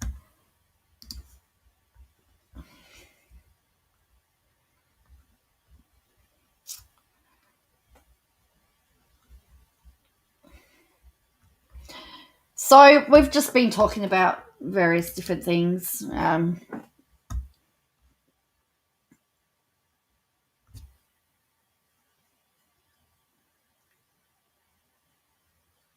now, I'm at, Well, I mean, New South Wales, I think they've been in lockdown for 5 weeks, and so some places have been closed for all of that time. So when you can't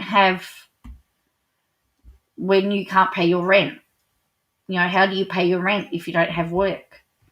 Um, so a lot of states did put a moratorium in, but I can't find a lot of information on the New South Wales. I did it the last time I said it was.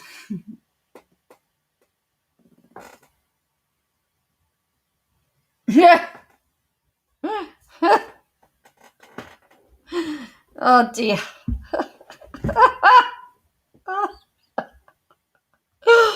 Oh dear.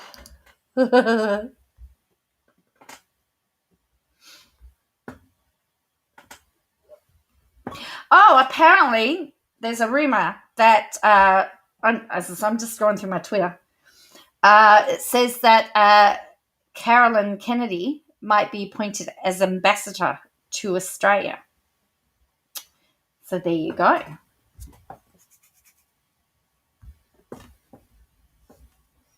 Does that mean she gets to live in Australia?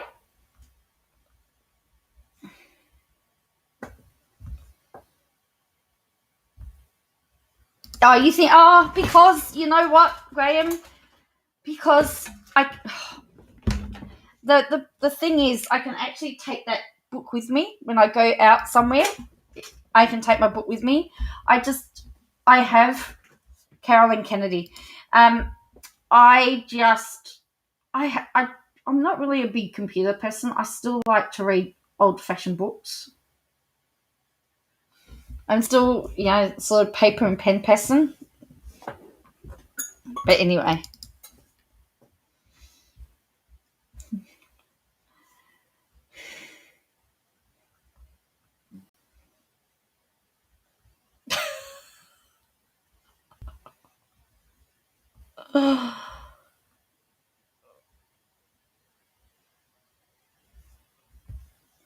I don't know whether it does give her dual citizenship. No, I don't know. I just don't know.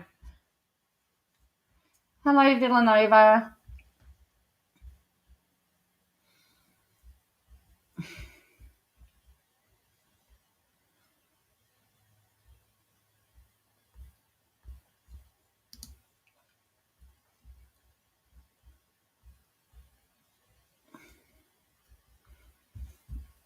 So, just something here. I just saw that the US COVID-19 renter eviction ban is expiring. So you got to take 20 grand out of your super fund. See, I've just hit 20 grand in my super fund. I had nothing to take. I'm one of those, Cal. I'm one of those people that uh, got married, finished school, got married, had kids, got divorced, and starting my career now with no super because I gave it all up to raise a family. So I'm trying to put as much money in it as I can.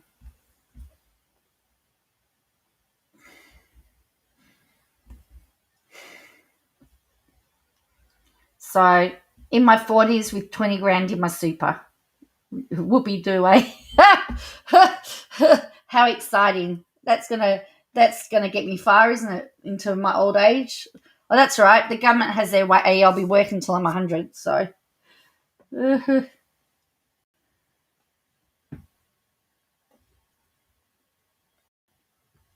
Oh, wow.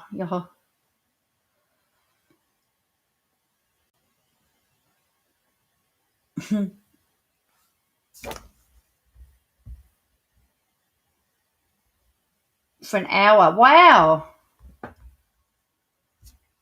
You can beat that?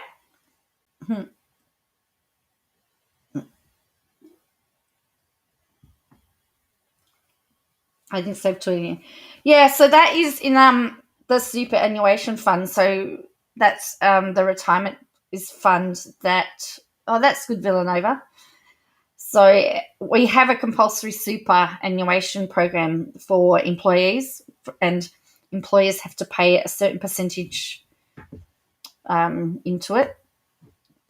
It's supposed to help, so you can live with retirement. But there's a whole group, 40s to 50s that don't have it. So for various reasons. Plus, compulsory super. It came in that it was Keating that did it. Hawke Keating that did it. The 80s, I think. So I got a couple of dislikes. Oh dear me. Someone doesn't like my talk.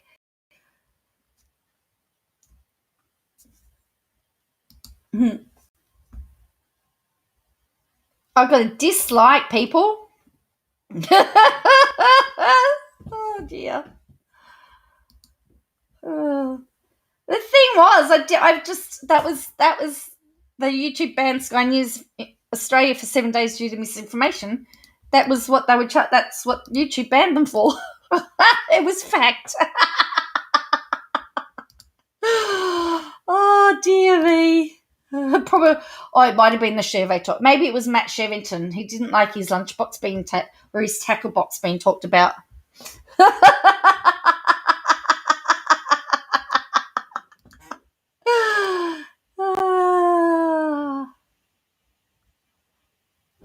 Oh yes, that is true. No, we haven't talked about her. No, Field of Love. No, I've referred to her. I've talked about somebody. I did talk about when we were talking about atheists and social consciences before. I said I knew of an atheist that didn't have a social conscience. That I felt didn't have a social conscience.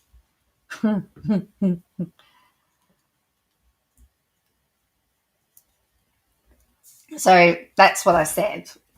I've referred indirectly. And I also said the fact that YouTube banned Sky News for misinformation. There was hope that somebody else that I knew, someone else that we all know on YouTube, could also get banned for 7 days for misinformation. That's what I said. So that's what I've said. There's still hope yet.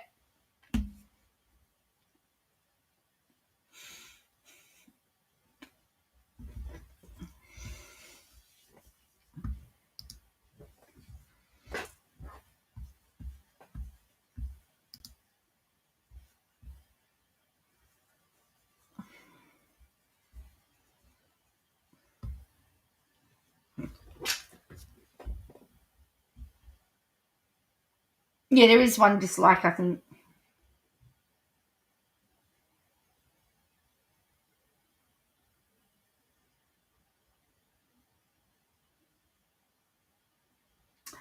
But that person isn't harming millions of people. No, not yet. No, but there is enough harm done. I mean, there is, um, um, I mean, how many defamation lawsuits would you say a normal person should get? You know?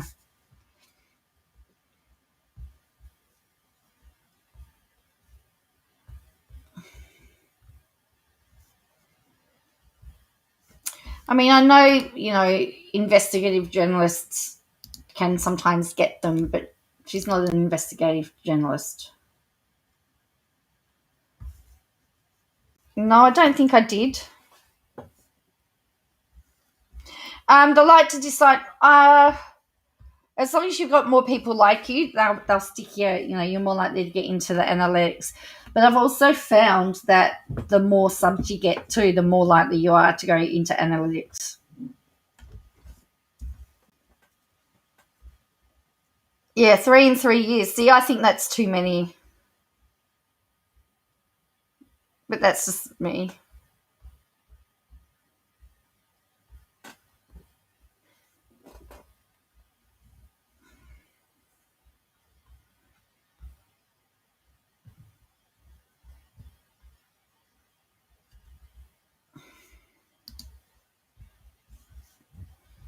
Is there any update on the high jump? Yes. Miss Crystal Ball's had 3 in 3 years, so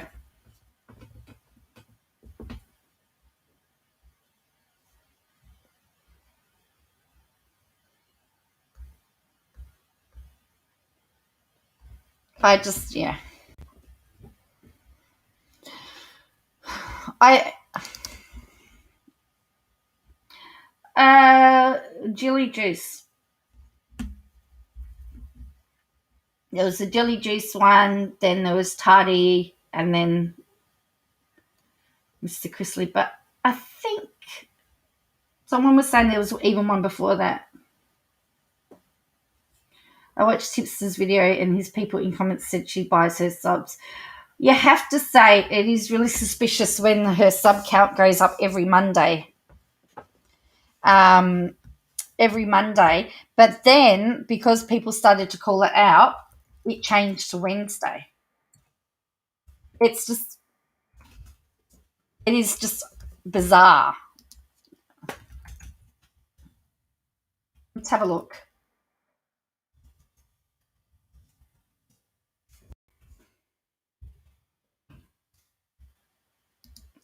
She's got up another 1,000 again. There's another 1,000. She went up another 1,000 on Friday.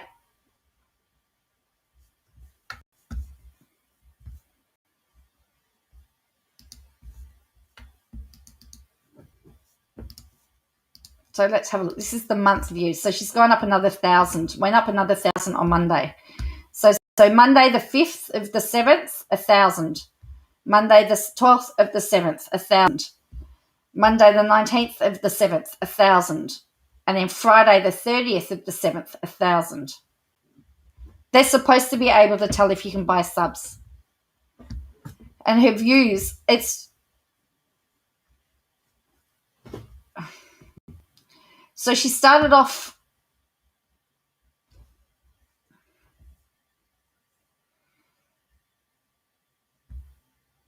So people said, oh, she gets 1,000 subs, and then suddenly it's on a Friday.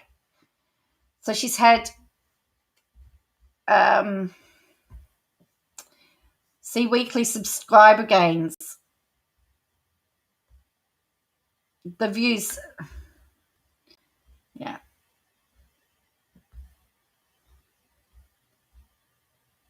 And don't forget, her last video was a clickbait, rest in peace, about Josh Duggar being dead even though he wasn't dead.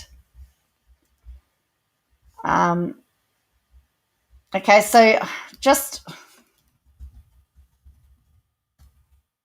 As you know, I don't hide my stuff from you. Somebody was saying about they didn't like creators talking about analytics, and I said, well, I actually talk analytics because I talk you through them. So I've had an interesting, mine's just jump. I'm going to click on monthly. I jumped really high. Nothing, Alberta. So I actually lost the whole pile of subs. I lost 30 subs. Look, Friday, Wednesday, Sunday. Then I suddenly got gains. But see, I had a big jump here. I got 570 subs. And then, and my views went up. Let's see, the thing is, I've been on a total, a bit of an incline. No, the only thing that she's really posted on Twitter is that what she does is not stalking. And there's no comparison between her stalkers and what she does. So that just in comparison, these are my subs. These are my things. So, and that's where mine now go up in tens. So mine are in groups of tens.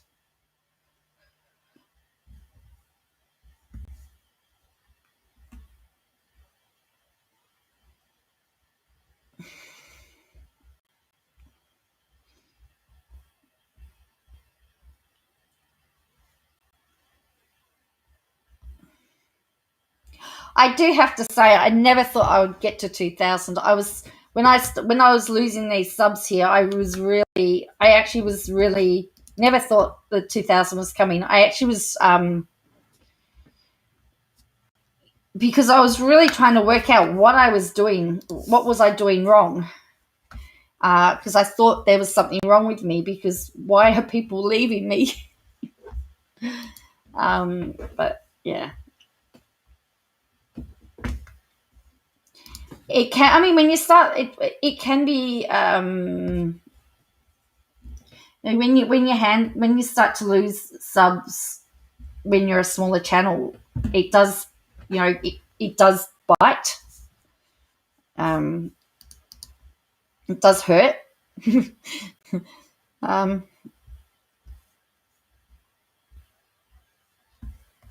oh, I know they come and go, but when you could feel the 2,000. When you could feel when you were so close to 2,000 subs, and then suddenly you've got to go backwards. It was it was hard.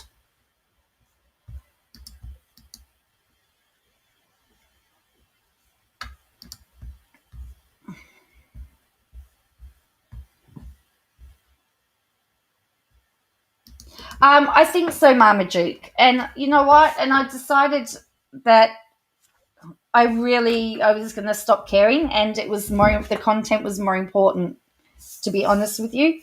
And that's why I say, if a topic's important, then it shouldn't matter whether it's monetized or not. It's about getting the story out there. Um,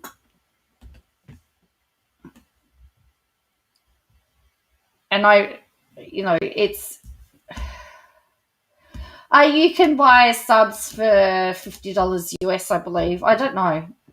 We can Google it. We can Google it on stream. So here is my analytics. So this is the last 23 days. So just so that you see. So it's saying that I'm getting 39% more views than usual. And again, you can see where all the views are. And it will tell me where my views are coming from. Streams, best views here in the last 28 days. These are the views. Yes, it does. Villanova, it does count as a view. These are my top views, and it's essentially Friendly Daughters. Oh, and Todd Chrisley suing Katie Joy.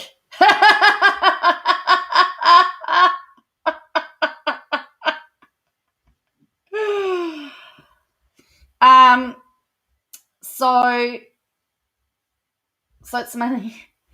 it's mainly Friendly Geordie stuff, really.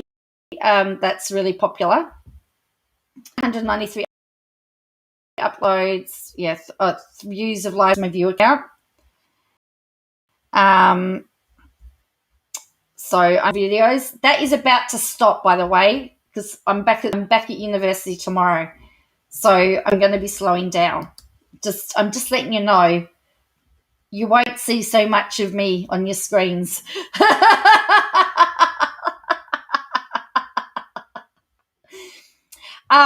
So this tells you that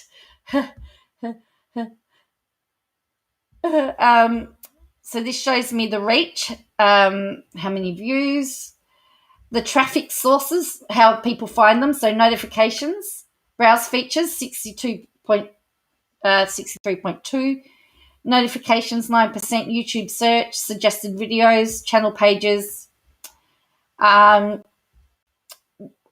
where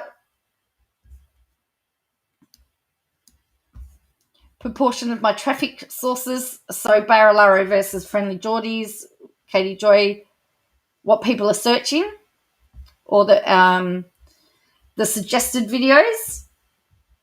So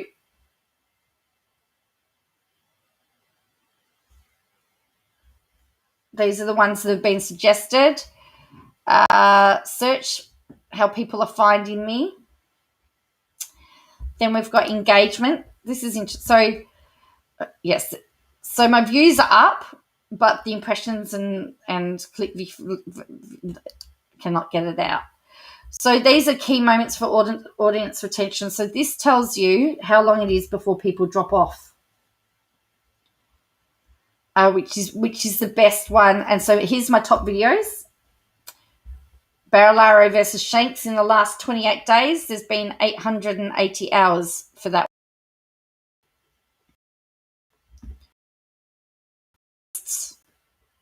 Top cards. So my top playlist is still Katie Joy, believe it or not. Then Barilaro.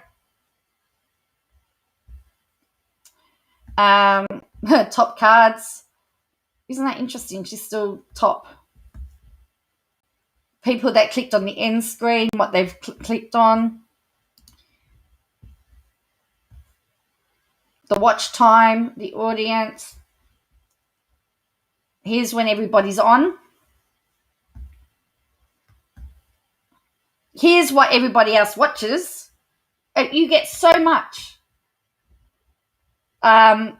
You get so much information from your analytics. How many people have the bell turned on? Other videos that people have watched. So Friendly Geordies is a very top. Friendly Geordies and the rest. Juice Media is there too. So 60% of my watch time comes from subscribers. 39% don't. Australia, 60% of people watch from Australia, 23% from the US, 2.1% from the UK. This is interesting. 60% of my viewers are now male, 39% are female, which has totally switched, by the way. I had a very small percentage of men. Now they're all men. Sorry, not all men, but 60%. The majority now are males.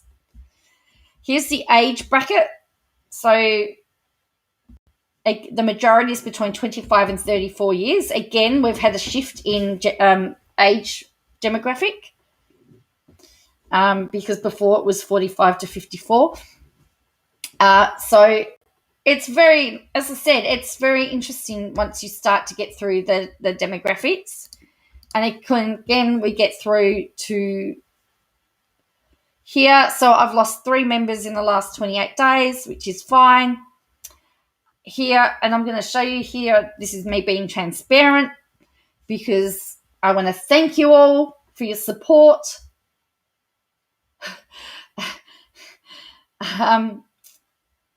Here is the income so far. This is the income, which is amazing. So thank you, everybody. It tells me my top earning video was Barilaro versus Shanks.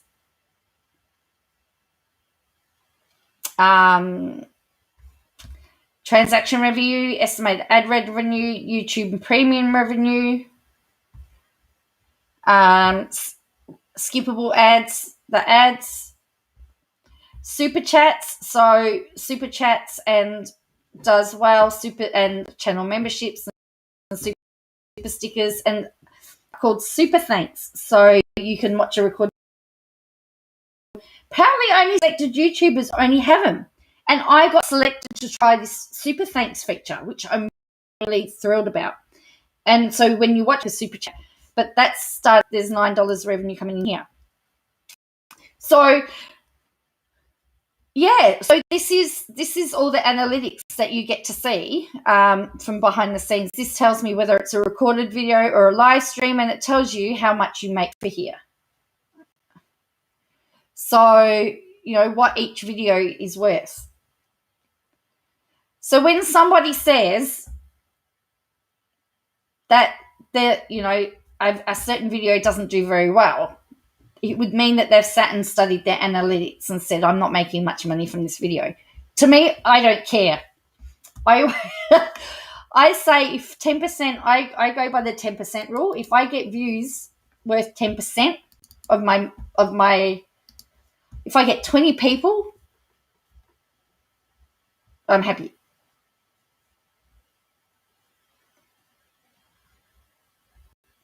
And some of those, I mean, couple of my Friendly Geordies videos have gone to 19,000 views. So it's unbelievable. So then this is the first screen I get to. So this is my channel dashboard. So it tells me what my last video was. And it says I've got a new achievement.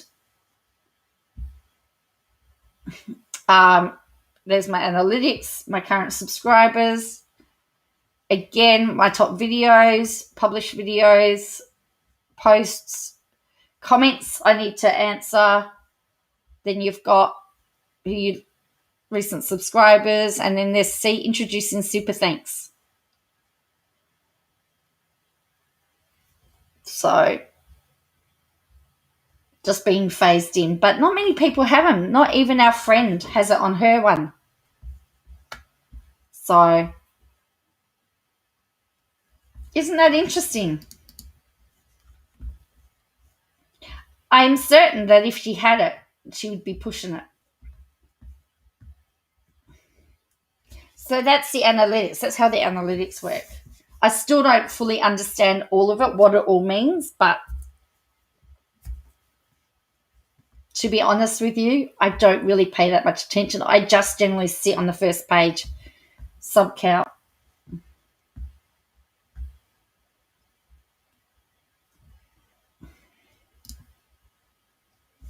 So,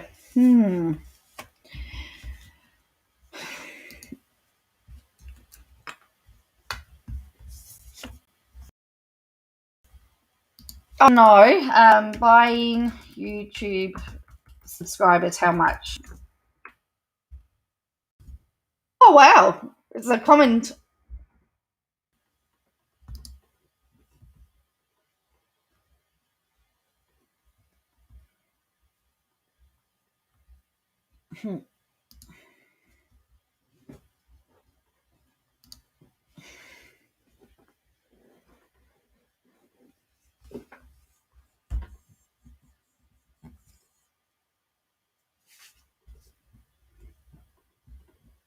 That explains a lot. Sweet Janet, cool. Nice. Gee whiz, there's lots of... Wow, 10 best sites to buy YouTube subscribers. Rick's okay. He's got a broken computer at the moment, so that's been his biggest problem.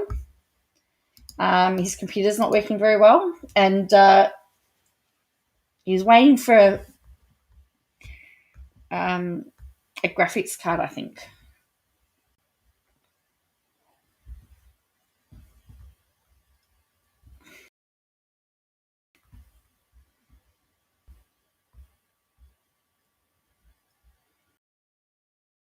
All right, so I'm going to click on.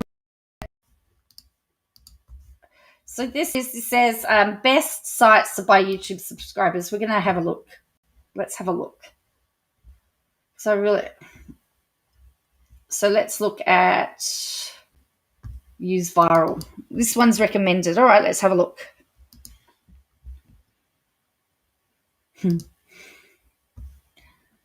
He rang me at 7 o'clock this morning. He goes, come on, go onto YouTube. I said, no, we're not.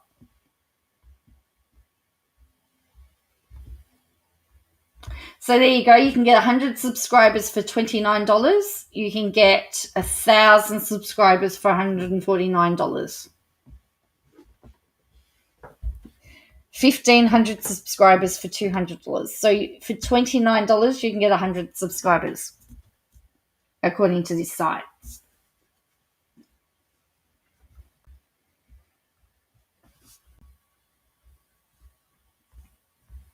This one, Sides Media, $100 for 100 subscribers for $29. You can get 10,000 subscribers. Ooh. Yeah, so it looks like they're all about the same pricing.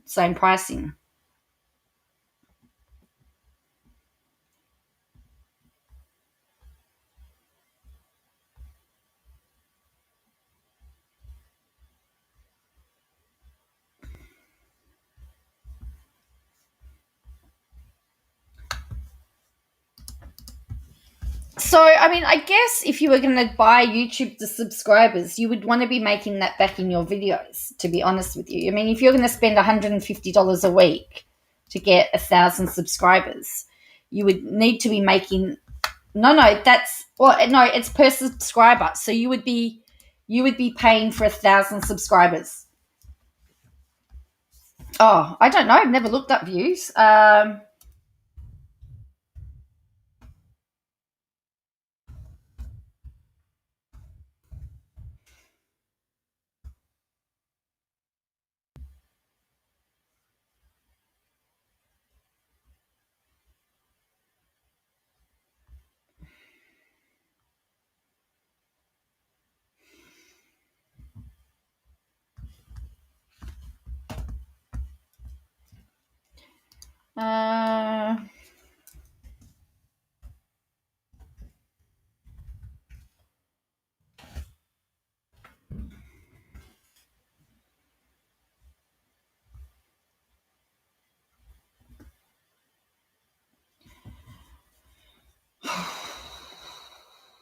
Apparently, you can buy YouTube views.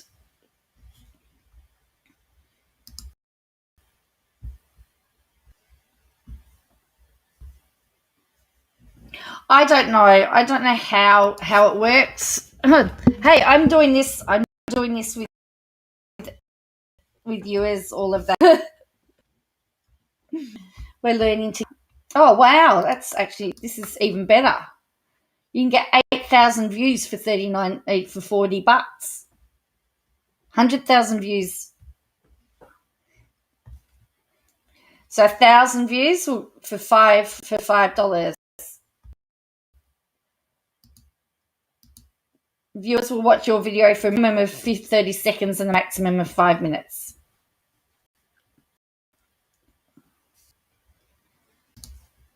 No drop in viewers. If there's a drop for more than 20%, there is a 30-day refill guarantee, and it starts within 24 hours. Yeah. So there you go. So there you go. I didn't know that. Oh, there you go. This one says YouTube. Oh, you can get YouTube likes as well. So this one, 1,000 subscribers is $50. That's how you do it. Whatever this one says $50. 100 subscribers, $5. Then you can get likes. So you can get 50 likes for $1.99. 20,000 likes for $649. Watch time, YouTube live stream views. $35 will get you 5,000 views.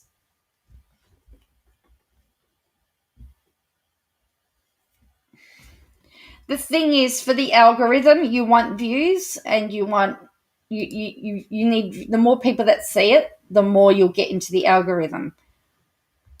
But I would rather do it authentically. I mean, I'd rather get there.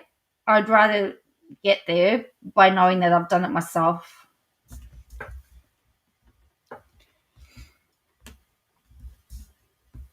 So it says within 48 hours.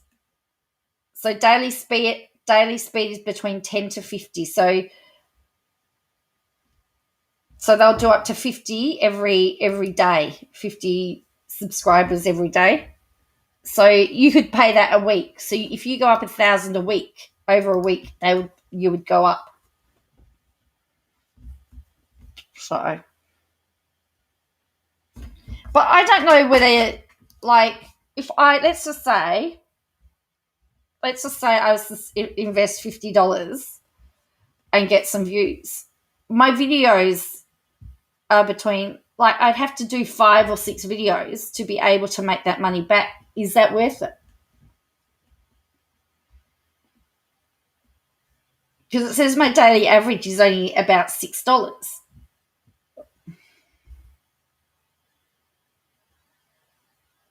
Yes, someone got 1,000 subs on Friday.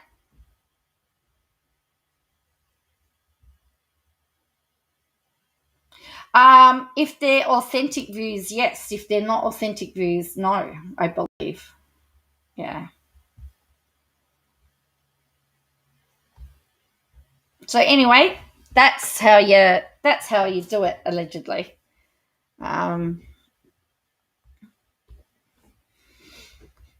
This is the cheapest I've seen. $44.99 for 1,000 subscribers.